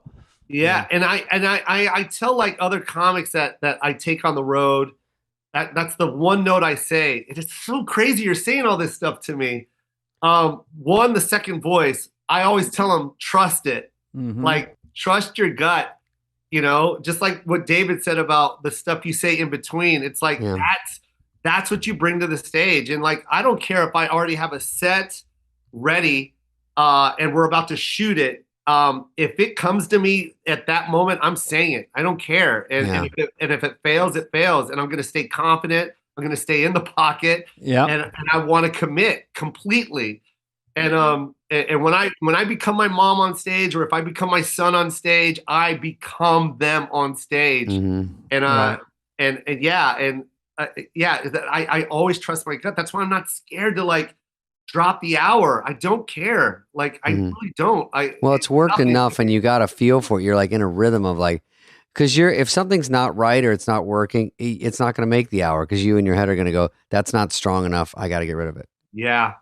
Yep. Mm-hmm. I never want to be in that zone that I've seen certain comics. Because like you said, when I used to go and watch comics all the time at the clubs, and I would see a comic that would come back a year later and they're doing the same act. And that would always frustrate me because I'm like, I would never do that. I'm like, I would never, ever do that. It's just like, I don't. That was just a thing back then because there was no specials really. And then, I mean, the first specials I remember were Raw. I remember, I think Young Comedian specials with Rodney or something, or Jim Carrey. And I was like, holy fuck, Sam Kinison blew my mind, all that shit. Kinison. And Jim Carrey, obviously. And then you started to see, like, when I got my HBO special, maybe there was, I don't even think I knew back then it was a really big deal, but I knew it was a big deal, but there was probably like 4 or 5 a year, you know? So those resonated like the early, like when we were on SNL, especially Dana, a little farther back, that's one of the only game in town where you get to go, oh, here's comedy. And when you get an HBO special, it's only the networks and HBO. And that's really almost it. Maybe MTV. Now there's 3,000. So it's very hard to make an impact.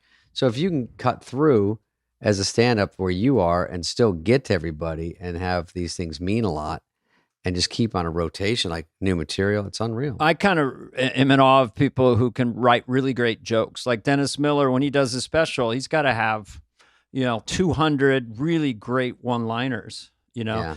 And if you have a theatrical bent to you and you can extend a rhythm with your son or your mom, that's more like jazzy. And all of a sudden you got 10 minutes because you're following yourself down this thought about a character. And they follow with you. But that being said, it's really hard to get a great hour that works every year. That's just a lot of work. It is. And commitment.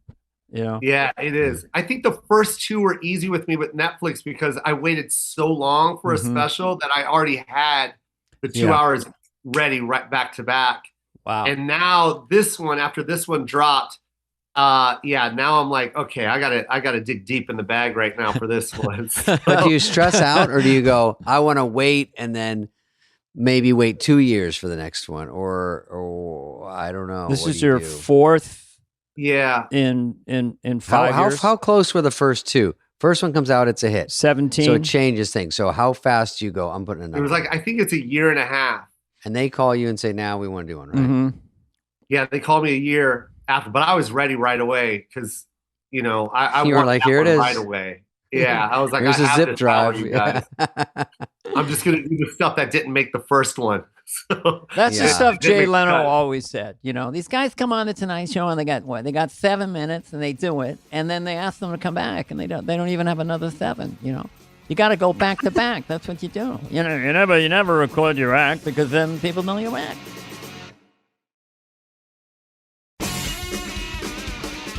Well, an hour is hard to come up with. I mean, when I did the first Joe, I got to do one with Carson, and I was going over my set, and I had like an audition set I would do at the Improv, to get stuff. And then I think Brad Gray and Mark Gervitz, my managers, I go, I don't want to do this joke because I want to save that for my second one. And they go, you fucking don't save shit. You bomb, you're not coming back. Give everything you got. And then if you don't have anything, you bust your ass to get more. But don't save anything. And so I did every best joke I had the first time. And then Carson retired. Gentleman joins us. He's out of Las Vegas and has made quite a splash on the comedy scene. Please welcome Joe Coy, everybody. I just wanted you to have that experience in case you never had it. That was incredible. Oh, wait. I have a question about Easter Sunday, Joe. Just for the people at home, I've done movies and movie. Some are very, very hard to get off the ground. Is it one of those that was easy, or is it people don't know how hard it is just to get a movie going? Was it harder or easier? Okay, here it comes. Okay. Coming in Hot comes out, right? Yep. Okay. My second special comes out. Yep. We get a call from Amblin. Wow. Spielberg. So I go into Amblin thinking that it's a general, right? It's a general meeting. Spielberg's company. Yeah. Yeah. So I go into Amblin. It's me and my manager. We think it's just a general meeting. Right when we walk in, someone goes, Steven can't stop talking about your special. Wow. I'm like, oh, okay. Thank you. And I hug. And then next person, yo, Steven loves you. Next person, Steven can't stop talking about Steven this, Steven that, Steven that. Then I get to the meeting with Holly and Jeb, the 2 execs over there, and they were like, Steven loves your special. And then I swear I do this joke all the time, but I'm like, you mean Steven from accounting, right? Because there's no way it's Mr. Spielberg. You're talking about Steven from accounting. It's a Filipino, which is still good. And they're like, no, it's Mr. Spielberg. He loves you and he wants to do a movie with you. Do you have an idea? And I pitched Easter Sunday, which was something that was already with another producer, a great producer named Dan Lin. It was in the works, but we just didn't have anything attached to it. So I pitched that in the room, and they bought it in the room. Wow. And literally like then the pandemic hit, so everything shut down. So I thought, there goes my dream that I've been waiting for. And they called me and like, hey, don't worry, it's going to open back up, and we're still making this movie. And the minute Vancouver opened up, we were already filming. We hit the ground. We were already shooting. And it was all because of Steven. Wow. Yeah, he does cut through butter a little bit more than most people. It's harder to get. And he only made 2 movies. It was Jurassic World and Easter Sunday, and he released them at the same time in the summer. He released against himself? So it was just such a compliment. Nothing better than going to see Jurassic World with my son, and my trailer is running before it. Oh, wow. Wow. It was all because of Steven. He's incredible. What a thrill. Yes. Any more questions, David? No, that's it. Joe was great. Joe, thank you, buddy. Joe, that's it, David? Yeah, well, yeah. Joe will be playing the state of Arizona, December 2nd. There's a stage 40 miles south of Prescott, ladies and gentlemen. He's playing the Grand Canyon. He plays Canada one night only. He's in Saskatchewan on a vertical chopper's gonna hang him up. Anyway, Joe, congratulations on all your success, and you're inspiring. Your focus and love of stand-up and the level you've gotten at is very, very cool. Well, we're not going to end it on that note. No, we're not. What about Chelsea Handler? What about Chelsea? We're going to end it on this note. Okay. What's your note? We're going to end it on this note. Okay. Thank you, Dana, and thank you, David, for what you guys do on stage, because if it wasn't for you two, there would not be any of these comics that you see now. Not just me, all of them. You guys did it before anybody else, before TikTok, before Instagram. You guys were the dogs that paved the way for us, and you were the best of the best, man. Like, you inspired me. You made a little kid that was going through a lot when he was a child smile. And I remember I heard when you were 7 years old. 7 years old, he was only selling out 400 seaters. That's so sad. That's so sad to hear. That was a sad time. I don't even like talking about those times. Only little tiny theaters. Joe, we appreciate it, buddy, and I'll see you out there, and I might see you at the Honda Center. I love you. And Dana, please. We're going to show up at one of your gigs and just say hello backstage right before you are about to go on and go on a long story about you on our podcast. No, but we'll see you around campus, but nice to see you again. And I teared up a little bit. You teared up a little bit. David, did you break water? I stayed normal. You stayed normal. Okay. I'm known for being David, tough. Say you teared up. I teared up a little bit when I realized I'm still playing clubs. His nickname is Teardrop. He doesn't tell you that very often. Okay, Teardrop, nice to see you. Bye, Joe Joey. Coy. Love you guys. Peace out. That was so cool. This has been a podcast presentation of Cadence 13. Please listen, then rate, review, and follow all episodes. Available now for free wherever you get your podcast. No joke, folks. Fly on the Wall has been a presentation of Cadence 13. Executive produced by Dana Carvey and David Spade, Chris Corcoran of Cadence 13, and Charlie Finan of Brillstein Entertainment. The show's lead producer is Greg Holtzman, with production and engineering support from Serena Regan and Chris Basil of Cadence 13.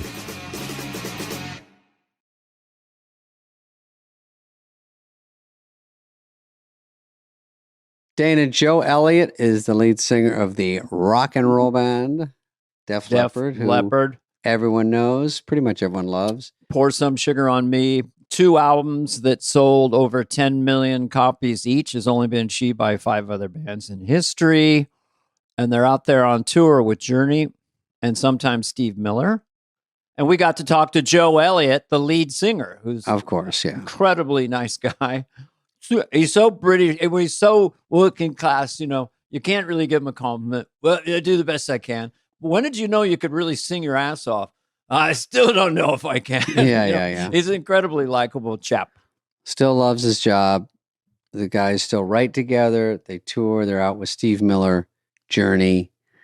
I'm going to see them in LA. Mm-hmm. That's a really fun one. I'd go in Arizona if it wasn't 193. So I have roughed it in concerts in Arizona. Don't get me wrong.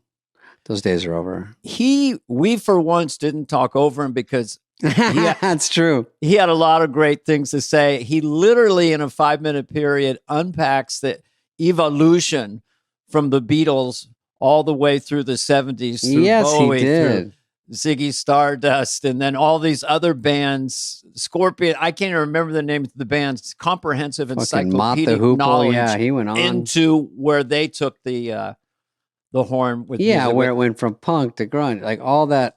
and how they stayed through it. And they're still playing stadiums. I mean, it's borderline impossible, but he had a lot to say, and we talked about Joe Dirt. We talked about a lot of stuff. So here he is. And one other thing, you'll notice that he refers to British money, which I always find funny. And we had full. I only had full quid. It was 10p for that. I just love British money names. Yeah. We just have a quarter, a dime. Ours is boring. Yeah, a quid is $100,000. That's what they don't tell you. So it's not that bad. Yeah, they split they split a pint. They split a pint. That was so I had 4 quid. I had to give 3 quid to my mother for the bed, the food, like room and board. Anyway, I thought it was he's incredibly charming, and it was a very fun interview. So don't click off now and smash that subscribe button. Yeah, smash and like. That's the other podcast. Yeah, that's right. Well, you can smash anything you want. Smash some potatoes then.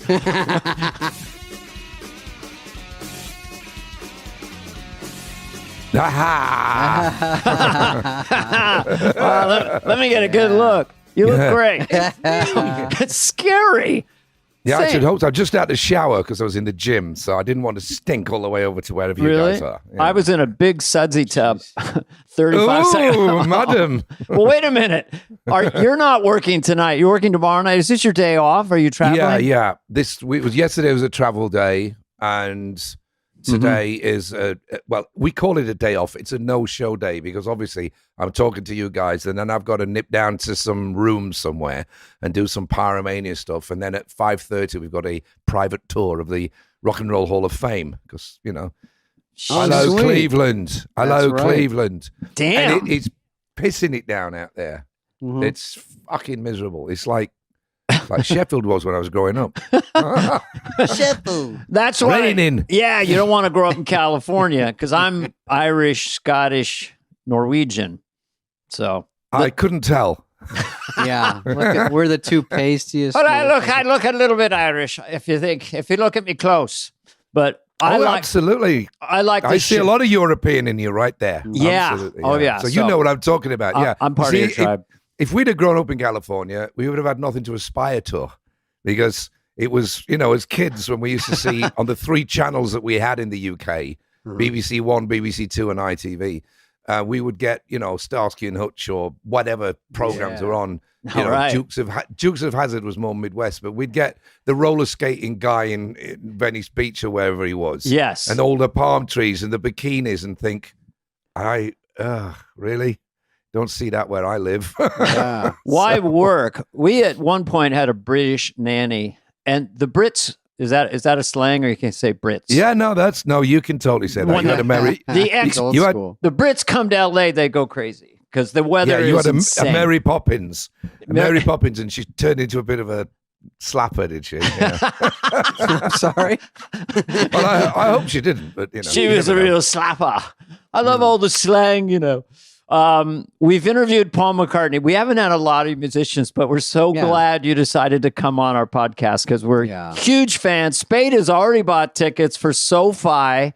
September I'd have given you 10th. some if you'd have asked. No way. I want to get in there, and I love it. I've seen, where I saw you guys recently was, if this is true, possibly the Whiskey about 2-3 years ago. It was a small show.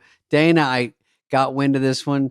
Grabbed Theo, another comedian. We went down there, and it was so fucking good. And they were so great. I mean, you rarely get to see them that up close and personal. It's on YouTube. I saw it. Yes. Is it on YouTube? Mm-hmm. It is indeed. Yeah. It was the first show that we did for the Diamond Star Halos tour we went out in the stadiums with Motley. So we launched the album by playing the first time we'd ever played there, I think, because as being a British band, we weren't we weren't sluts of the boulevard in the 80s. We didn't do like the Troubadour or the Roxy or the Rainbow we went to a couple of times, but that wasn't a gig, was it? There was the Roxy, there was the Whiskey, the Troubadour. The Whiskey and the Troubadour. Yeah. And we went there to see a few bands but never played there. Yeah, it must be cool though to go back. I mean, you guys were such a stadium band to play in a little tight place like that was so fun. And I think I'd seen you obviously in the old days. I lived in Arizona, so you guys that would usually be on the route. We'd usually get pretty good bands in Scottsdale, Phoenix. And yeah, it's funny because if you're out with the crew, I was always thinking like, I call them the crew, Dane. It's lingo for Motley Crue. Did I lose you? That's pretty hip. Yeah. And so it's always funny when I see these bands that tour together. I saw Joan Jett, Heart, and Cheap Trick, and I went thinking it was Joan Jett first, and it was Cheap Trick first. And I was like, oh my God, I just missed most of Cheap Trick. How do they figure that out? I guess it's just pure ticket sales or something. It must be. Popularity for bands that are still existing since the 70s or whatever. Sure. It rides the waves. Sometimes it just takes one song, like you think about Journey and The Sopranos, and it elevates their entire touring They double situation. their sales over. All that kind of stuff. Yeah. Joan Jett may well have had a song that resonated somewhere at that particular time that elevated her above Cheap Trick. I mean, I don't know, because everybody you just mentioned they're bands that we all grew up listening to. I mean, I saw the Runaways in '76 at the Sheffield University. In fact, I gave Joan Jett a photograph 2 years ago that was taken from behind the stage. And you can see me, this 16-year-old me, about 4 rows. Sweet. They were all crammed down the front. I was my head popping up between two guys, and there it was, a 16-year-old Joe throwing your underpants on stage. Throwing my pants on stage to Cherry Curry because she was in the middle, But I'm honored, by the way, to be on the same podcast as Paul McCartney, because wow, what a great coattail to ride on, Yeah, well, amazing. I don't know. He was big over there. Yes, he was quite popular, wasn't he? He was big. I mean, for as casual Beatle fans, my age group, it's always the tease of what did Paul do and John do. There were certain songs, clearly a John song, clearly a Paul song, but when they were collaborating, you always wonder. And I think Paul has a little bit, I wouldn't call it a chip, but he likes to point out that, I played the bass on that, And I wrote the middle eight. I'm like you. I'm like you. We've had these discussions where you're on some long overnighter on the bus and you're listening to the Beatles for whatever reason, and a song comes on and you go, McCartney wrote that bit. That's a Lennon bit, And the greatest example for me is Day in the Life, because you've got, I heard the news today, oh boy. And then it gets the middle bit, got up, got out of bed, driving home across my head. And you go, yeah, that's the vaudeville McCartney that gives it gives you a break from this kind of you needed to go surrealism that Lennon supplied. Because you think about the Lennon stuff, Tomorrow Never Knows, or whatever it was called. The kind of weird stuff. It was just brilliant. And then McCartney was always very capable of writing a great rock song. I think Helter Skelter was one of Paul's. Yeah. But he could also write When I'm 64, which I doubt Lennon could or would actually want to. But it balances out. Sometimes you have to have a song like that to kind of showcase the one before and after it and bring them to the light. You name your favorite album of all time. There's a 10th worst track on it. Or, or if it's only an 8-track album, an 8th worst track. Well, a worst track, A secret Beatle album, but it's sort of a mashup, because I think Strawberry Fields and Penny Lane might be the best 45 ever released, A-side, B-side. But that wasn't really on an album. But then on Magical Mystery Tour, which people don't really mention, they put on I Am a Walrus, Strawberry Fields and Penny Lane. And you're kind of like, well, that's a good record. That's three of their greatest bits of work in the kind of past 60s.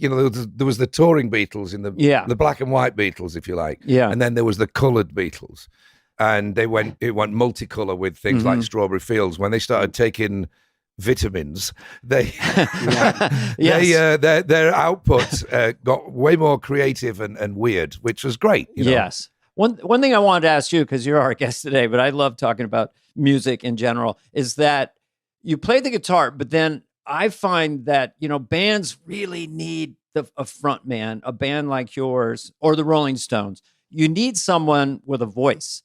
So when did you discover that? Were you singing as a little kid, or when did you realize you had this voice, this raspy, perfect hard rock voice? I'm not sure I ever even got there yet, to be quite honest. But as a kid, I thought so. When my mom when I was about 8, so it was 1967, 68, my mother bought an acoustic guitar through one of these catalogs that you pay on the weekly, and they post it out to you, and you send in a coupon. And, you know, it was a 20 quid guitar, and she probably paid a pound a week for it. And I used to be sat there fascinated with this woman who had this like Americana play in a day kind of Burt Whedon book or whatever, teaching herself to play Pete Seeger type songs, Bob Dylan and John Baez and whatever. And the woman just picked it up real quick. And she had a really sweet voice. She's a really great singer, my mom. Bless her, she's still alive, 92 years old, doesn't sing so much now, but she was great. She was only 36 years old, you know. And I was just sat there thinking, well, I got to have one of these. And rightfully so, my father said, well, if you learn to play your mom's, we'll think about getting you one for Christmas. So I spent the next 6 months or whatever it was trying to learn what my mom was doing, which is essentially about 4 chords. And as this book said, I think, if you know 3 chords, there's 2,500 songs right there. Cool. So once I'd learned to play, the first thing I ever learned to play was She'll Be Coming Round the Mountains, because it just had to be the first thing my mom learned. Exactly. It was all very... G, C, D? Yeah, and it's all very dueling banjos in its you know, presentation. So consequently, for the next 6 months, all I did was play around those things. Oh, there's another song there that I can do. So I never really learned to play the guitar. I learned to play the 4 chords, and then that progressed literally as I joined the band. Really, I was about 18. I learned to play better chords and more different chords and stuff. But so consequently, it was never my thing to be able to go diddly diddly diddly do on the guitar. Right. I was happy enough to be the rhythm player. Like, you know, Malcolm Young in AC/DC, or Bob Dylan for his own music or whatever, just to accompany my voice. And I always had a sweet voice as a kid, but then puberty comes along and then your voice goes down.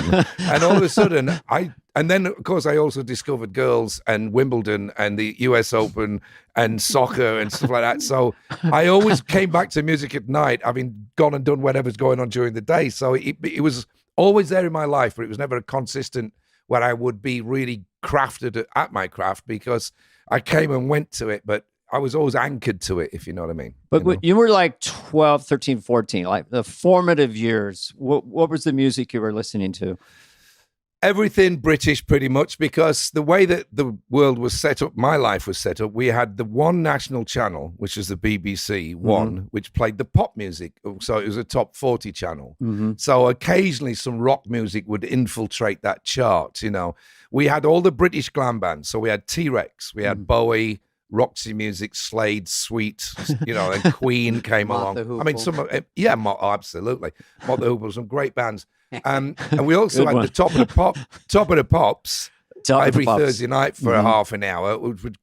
You know, you would have to sift through the crap, because there'd be Tie a Yellow Ribbon and this kind of stuff. And then you'd get Come On, Feel the Noise by Slade, and then something else, you know. And then but you actually learn to realize that everything you listen to, it influences who you are, because the stuff you hate makes you not go there anymore. And it makes you, it cements you to John, I'm Only Dancing, or Ziggy Stardust, or something like that, you know. We didn't get a great deal of American music over there. The only bands from the States that really infiltrated big time was like Creedence. Creedence Clearwater Revival had loads of hits in the UK. Yes. I don't know why, they just did. They are great, though. When I say bands, we've got to forget the 60s, when it was the Four Tops, the Temptations, Diana Ross and the Supremes. All that stuff was just a no-brainer, hit after hit after hit. Yeah. But when it came to like rock bands, we had the Who, we had the Kinks, we had the Stones and the Beatles. Zeppelin. And then it went on to like Zeppelin, Sabbath, Uriah Heep, and then it was Bowie, and then there was all the prog rocks with like Uriah Heep came along. Heep. All these bands that were album bands, and they'd be on the Old Grey Whistle Test, which is the nighttime show once a week. So that's where you learned.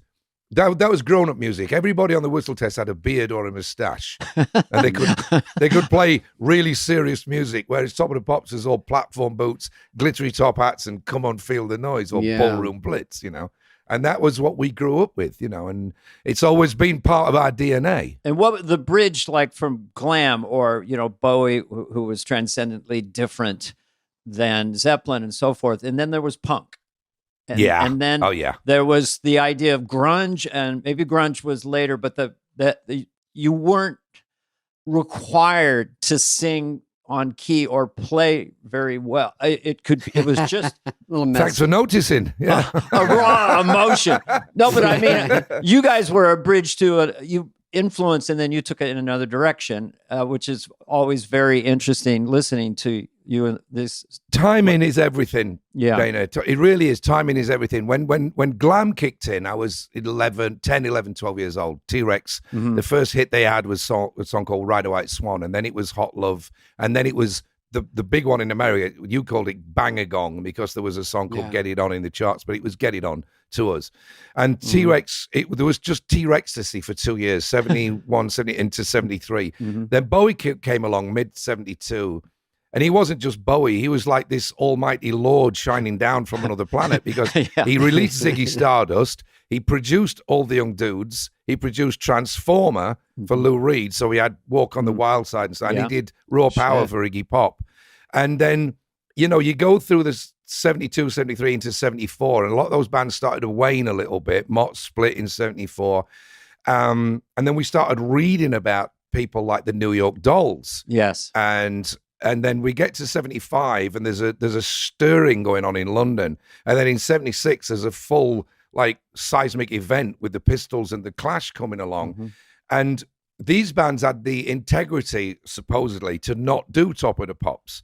But other new wave punk bands said, fuck that, we're doing it. So you had Generation X, which was Billy Idol's first band, and you had The Damned, and you had Eddie and the Hot Rods, who played these 3-minute fast songs with really short solos and singing that was more Alice Cooper than Paul Rodgers. Let's put it that way, and it's portrayed the vocal brilliant. There was a great band from the UK called the Heavy Metal Kids who absolutely weren't heavy metal, but they were loved by rockers and punks the same way that very, very early AC/DC were. Yeah. So you had this kind of mixture of those type of bands, and then hard rock breaking through at the same time. Thin Lizzy, UFO, the Scorpions were all starting to take off in the kind of mid-late 70s, 77, 78. Deep Purple? Was that? Purple was 70.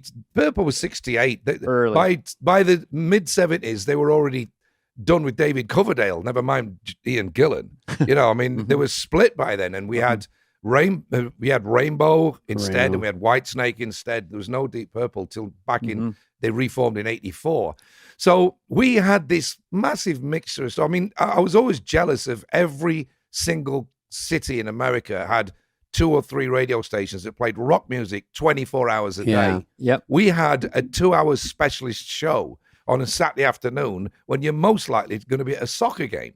Yeah. So, and you couldn't tape it back then or record it onto some hard drive. You missed it, you missed it. So we really had to mine for everything that became part of us. And it sticks with you, which is why I always used to think it was an age thing that I can't remember last week's chart, but I can remember the chart from 71 and the B-sides and the catalog numbers of those singles. Yeah. But I do think it's because it was all real. It was analog. It was, you could touch it. The record covers, they had a smell. You walk into a secondhand record store now, I get a boner on because the smell of the cardboard, It's because it's real. Well, the sound of the needle dropping is you can't get one of those when you're pushing a button on your laptop. Yeah. But it benefits both ways. Look, you can't listen to your records on the treadmill or on an airplane, so an iPod or your phone is perfect. It's better and it's worse. That's a discussion that we can have. Well, vinyl, the one flashpoint, vinyl, I think last year for the first time outsold CDs.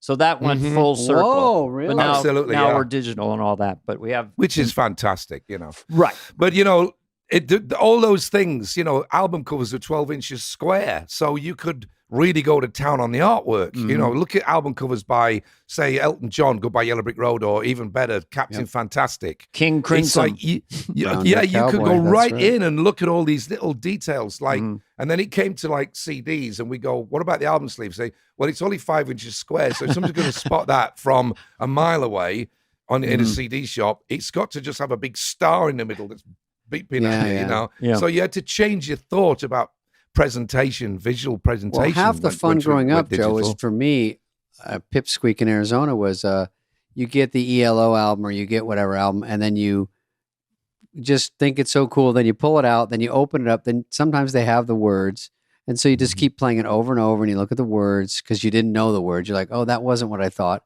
And sometimes because I was, I went into writing later, but that really got me going because I like the way the songs are written. So when I go back to songs, I go, oh, it means more when I figure out what it's about. And then you go, oh, there's something going on there. I never knew they were little stories. They were this. I just thought it was noise and fun. And I so totally now agree. That means a lot to me when I go back and hear something, or even a simple one like from the old days. And you can hear it and understand it. That's why I'm a curmudgeon when I can't hear it. You said something. You say betrayed the vocals. Is that what you said about punk? No. I thought you said something about the vocals. They stylized them. They basically, what happened was when punk came along, it was a reaction to prog rock. You had all these people that were singing Siberian Khatru or, in the Court of the Crimson King, and it was all, look how fast I can play or how high I can sing. They wanted to rough it up. There was some kids that knew they didn't have that kind of talent, but they wanted to be on stage. So they sang I Am the Antichrist, or they sang White Riot, and they just barked it out. There were a few singers like that in the past. There was, MC5, Iggy, Alice Cooper. I'm really not criticizing. I love Alice. I've got every record he ever made. I'm a huge Alice Cooper fan, but when it comes to singing, his voice is not like the guy at Kansas that sang Carry On My Wayward Son, or Paul Rodgers, or Lou Gramm from Foreign, or Bryan Adams, who can sing the phone directory. You have to portray the song. And he was a big influence, was Alice Cooper, on the punk movement. And then you had David Johansen, who was like a kind of an alternative Mick Jagger. And Mick Jagger himself wasn't exactly what you'd call a singer in the sense of like hitting every note, but there's no better singer than Mick Jagger, because it's not about being able to hit the notes like an opera singer. It's how you portray the lyric that you've written. And when you hear Jagger sing, one of my favorite vocals of all time is Street Fighting Man by the Stones. I just think they caught Jagger on a day where everything just worked. And then when you listen to things like Sympathy for the Devil, and you hear him like, please allow me to introduce myself. He's doing it like a Bob Dylan, You don't have to hold the note. As long as you hit it somewhere, you've hit the note, And I'm a big fan of that. Bails me out every time. Well, his voice is pretty strong at 80. I've seen a unbelievable clip recently, and maybe part of it is that, Paul McCartney was singing just these high ranges, and he's writing at age 21, 22, and it seemed like Springsteen and Jagger have a certain frequency or an area that they sing in, and they still can really, but Jagger's voice is really strong. Well, I think that the Hackney Diamonds album, which came out 9 months ago, whatever it was, the latest one. Angry. Angry, and the one they did with Sweet Sounds of Heaven with Gaga. Yeah.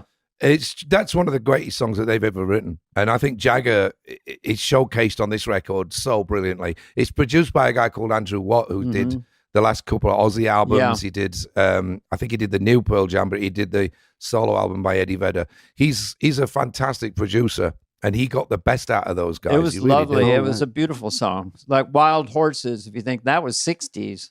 And there he is. All these years later, doing he defies gravity, he defies logic, and he's something to aspire to.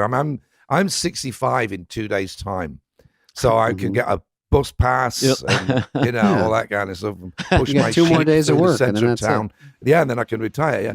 And I look at Jagger and I think, like he's 16 years older than me. He's 20 years older than certain people in this band, and he's still out there doing 2-hour shows. It's incredible. It really is.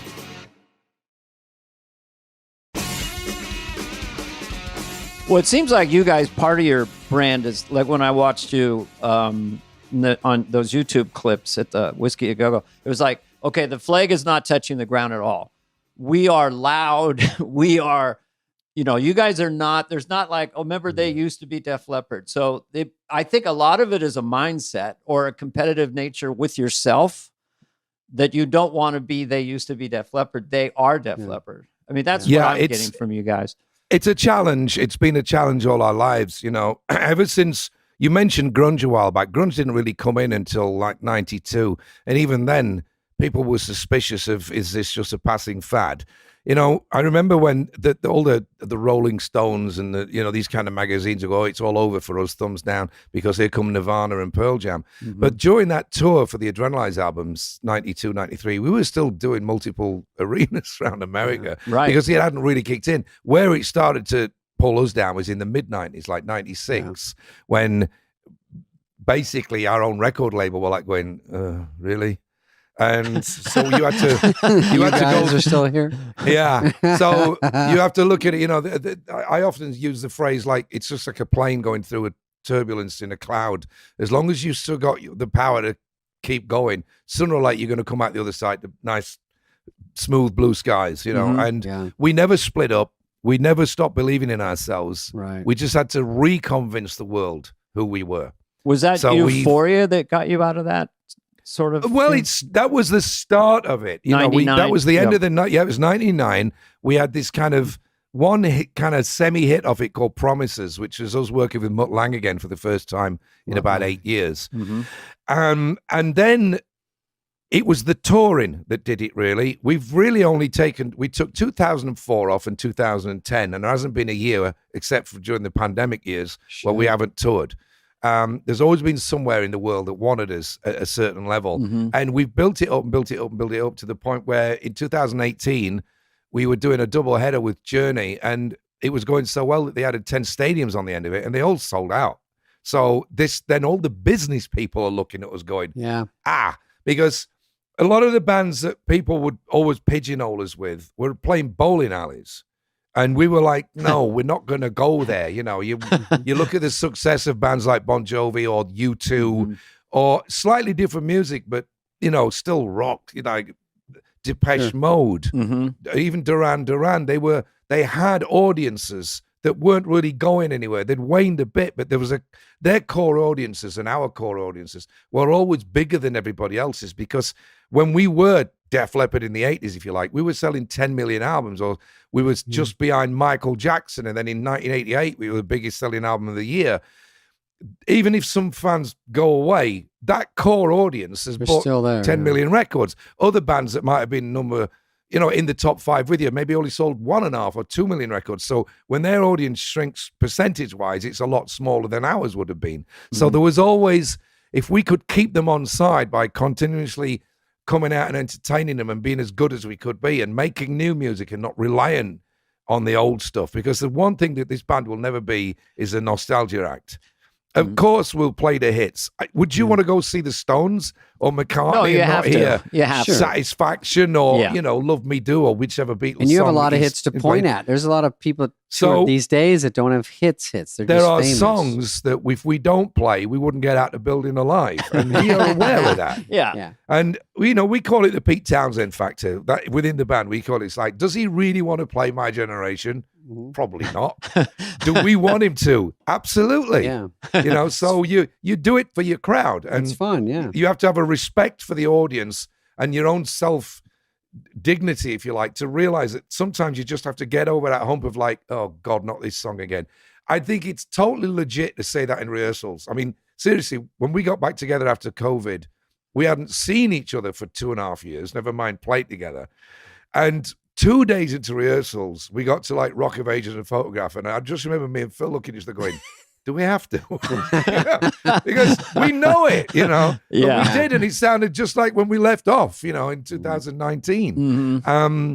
But you do, you have to give it the respect, because that's, of all songs, is the one everybody wants to hear us play well and sing well. So you have to put the effort in, and sooner or later you get over that hump and it just becomes part of your day. Like when we become adults, unless you want a big beard, you shave.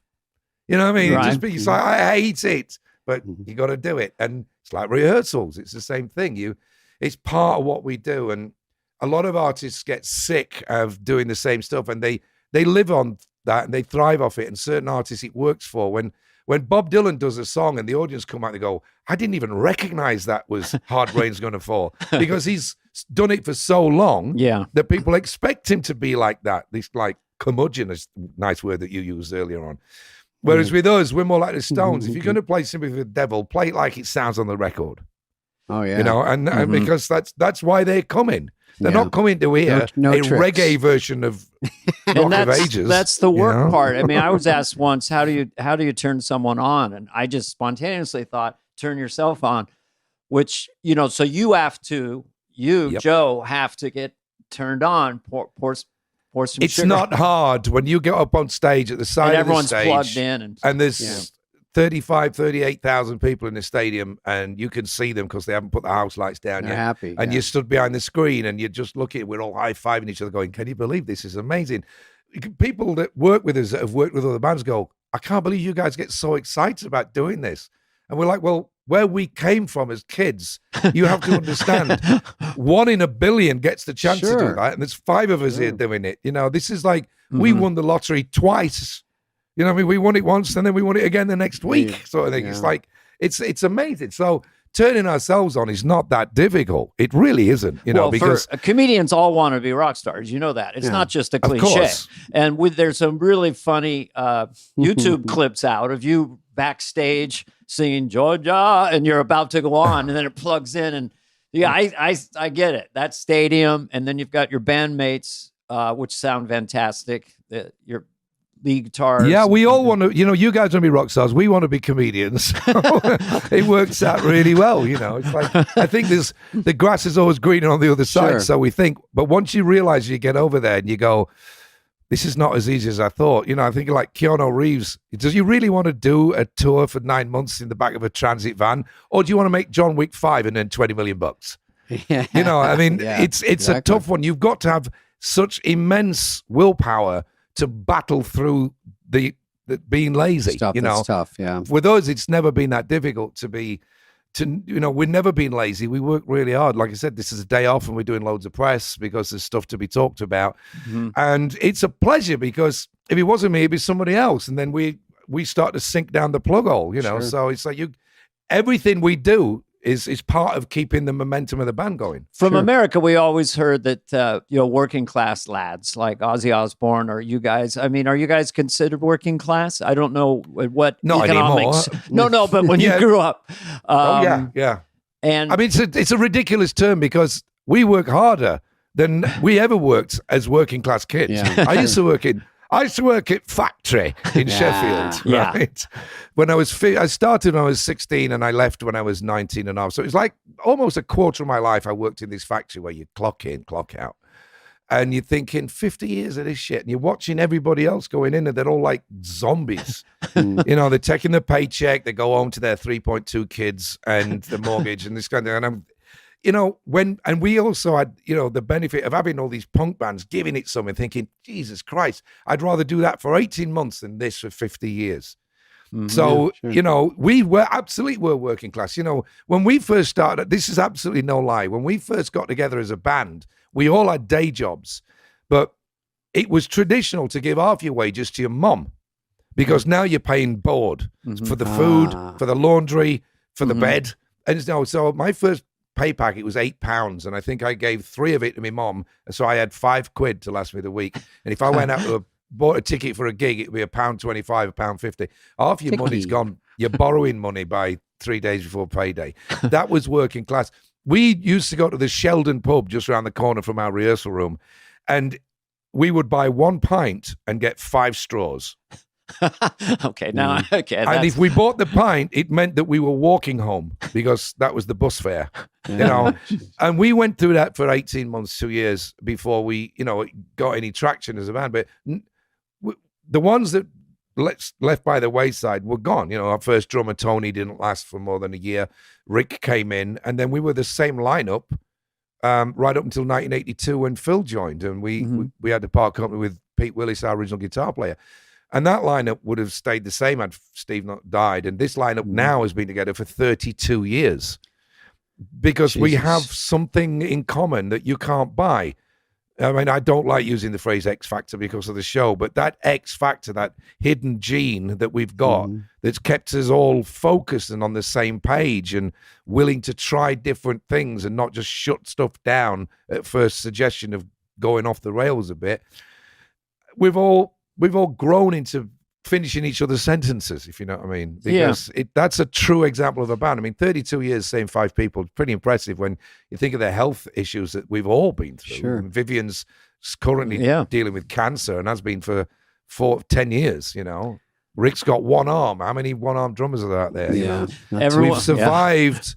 We've survived a hell of a lot of crap that's been thrown at us, whether it be from the media or just life in general. Sure. And when people say, why do you do it? We go, well, wouldn't you? I mean, you think about, take 5 random people off the street and say, what's happened to you over the last 40 years? I think the downs would be very similar. Death, divorce, life. You know, okay, what's your ups compared to ours? Wouldn't be close. Wouldn't be close. Yeah. Because look at what we've been through. We went down to come up, so you appreciate a second wave so much more than you do the first time round. We have all the same feelings in our lives too. Absolutely feel grateful. I got a question for Mr. Joe. You're on tours. We're plugging with I think it's Steve Miller and Journey.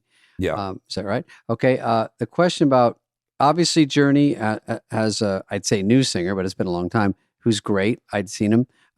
With no offense to him, with Steve Perry, did you know Steve Perry, and will he sing again, or is there something where he's done?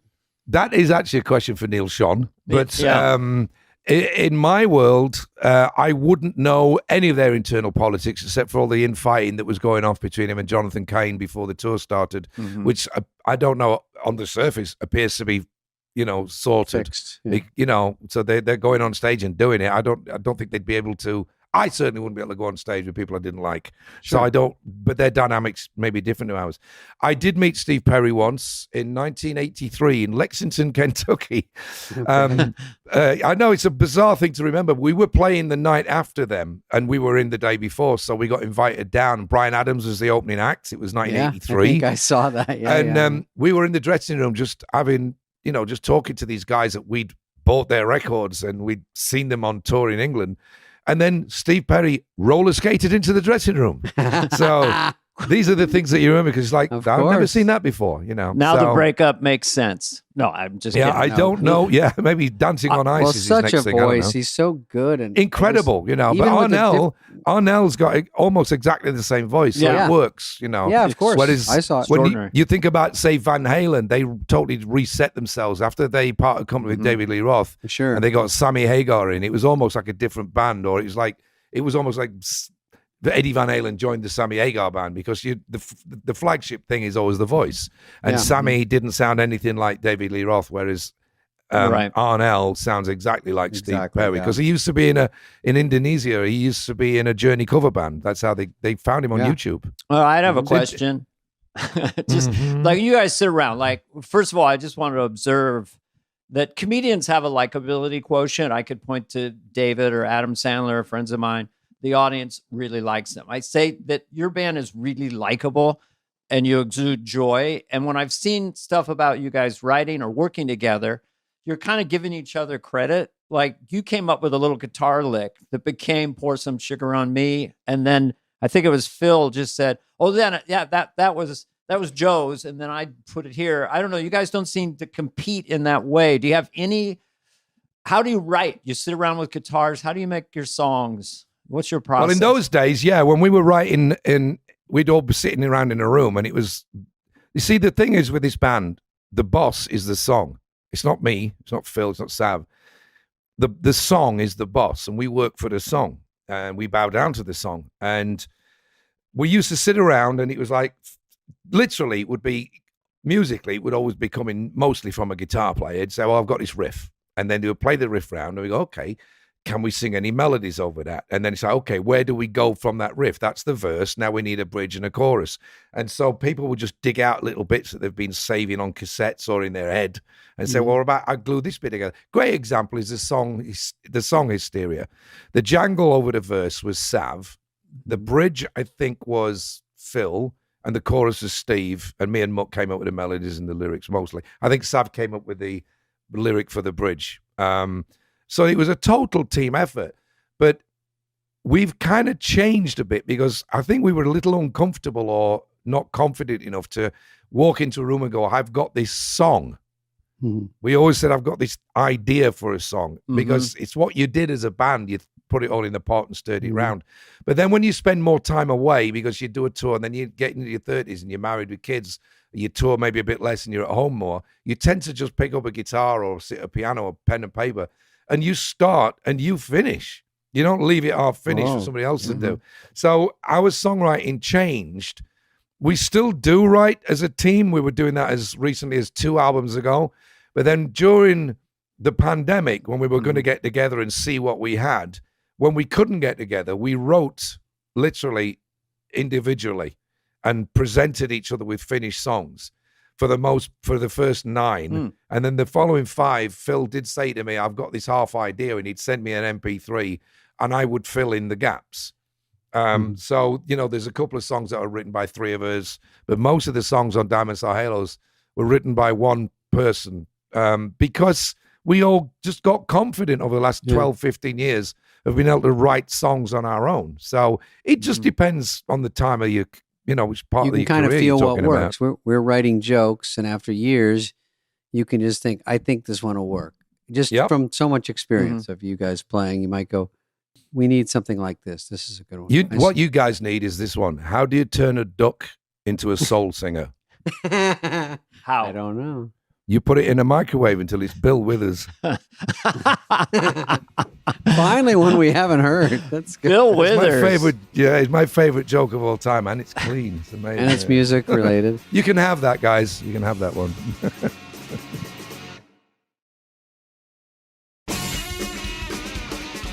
I have something for Joe. I know we're going to wrap you up, Joe, in a little bit, but we appreciate the tour and everything and talking about it.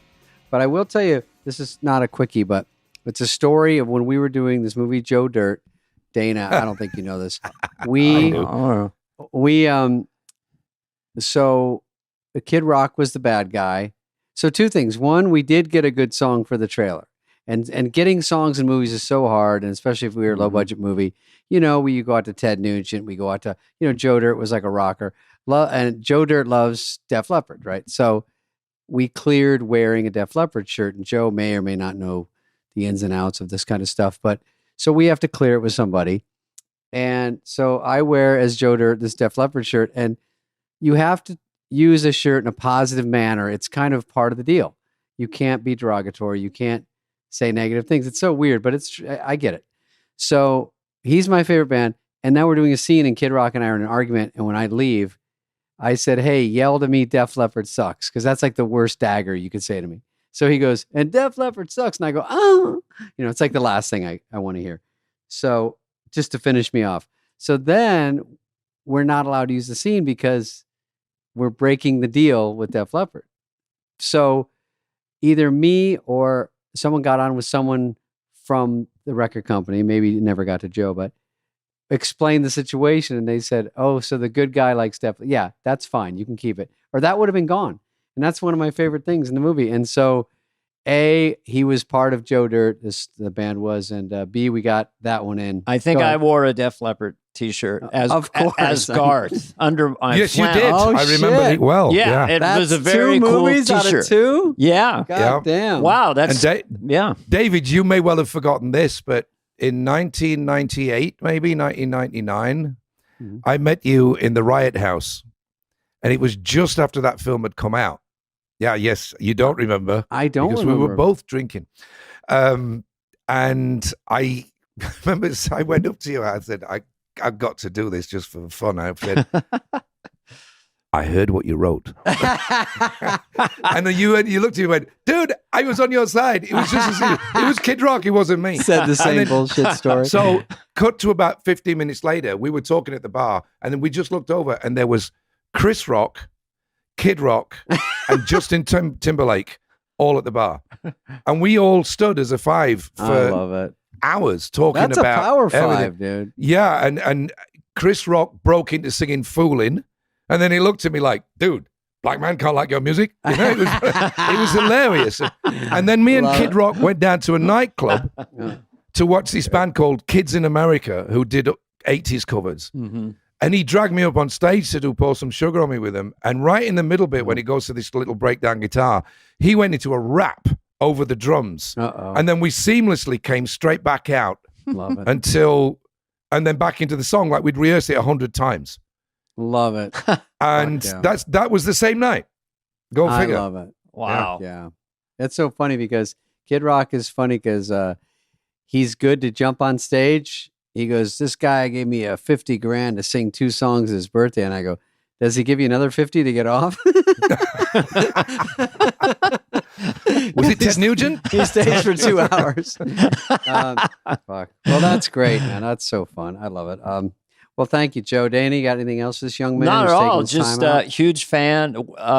Have fun on the tour. You got another 6 weeks or something? Yeah, that's right. I'm so glad that you guys actually just did cop on and wear those Def Leppard shirts all those years ago because people are still doing it now. It just occurred to me. And it was babies in them. I mean, it's great. It was a great shirt. It just had a great design. I don't know which. And we don't care if you take the piss out of us at all because that's life, great. You know. We take the piss of ourselves more than you ever could. So. Well, I love it, man. Thank you for talking to us and good luck. My pleasure. And we'll see you there at SoFi. Thanks, guys. Be good. Well. Yeah, absolutely. Come say hi. I probably will. All right, man. Yeah, absolutely. You better. And I'll remember it. All right. Thanks, Joe. Enjoyed it. Thank you, man. Bye-bye. This has been a presentation of Odyssey. Please follow, subscribe, leave a like, a review. All this stuff, smash that button, whatever it is, wherever you get your podcasts. Fly on the Wall is executive produced by Dana Carvey and David Spade, Jenna Weiss-Berman of Odyssey, and Heather Santoro. The show's lead producer is Greg Holtzman.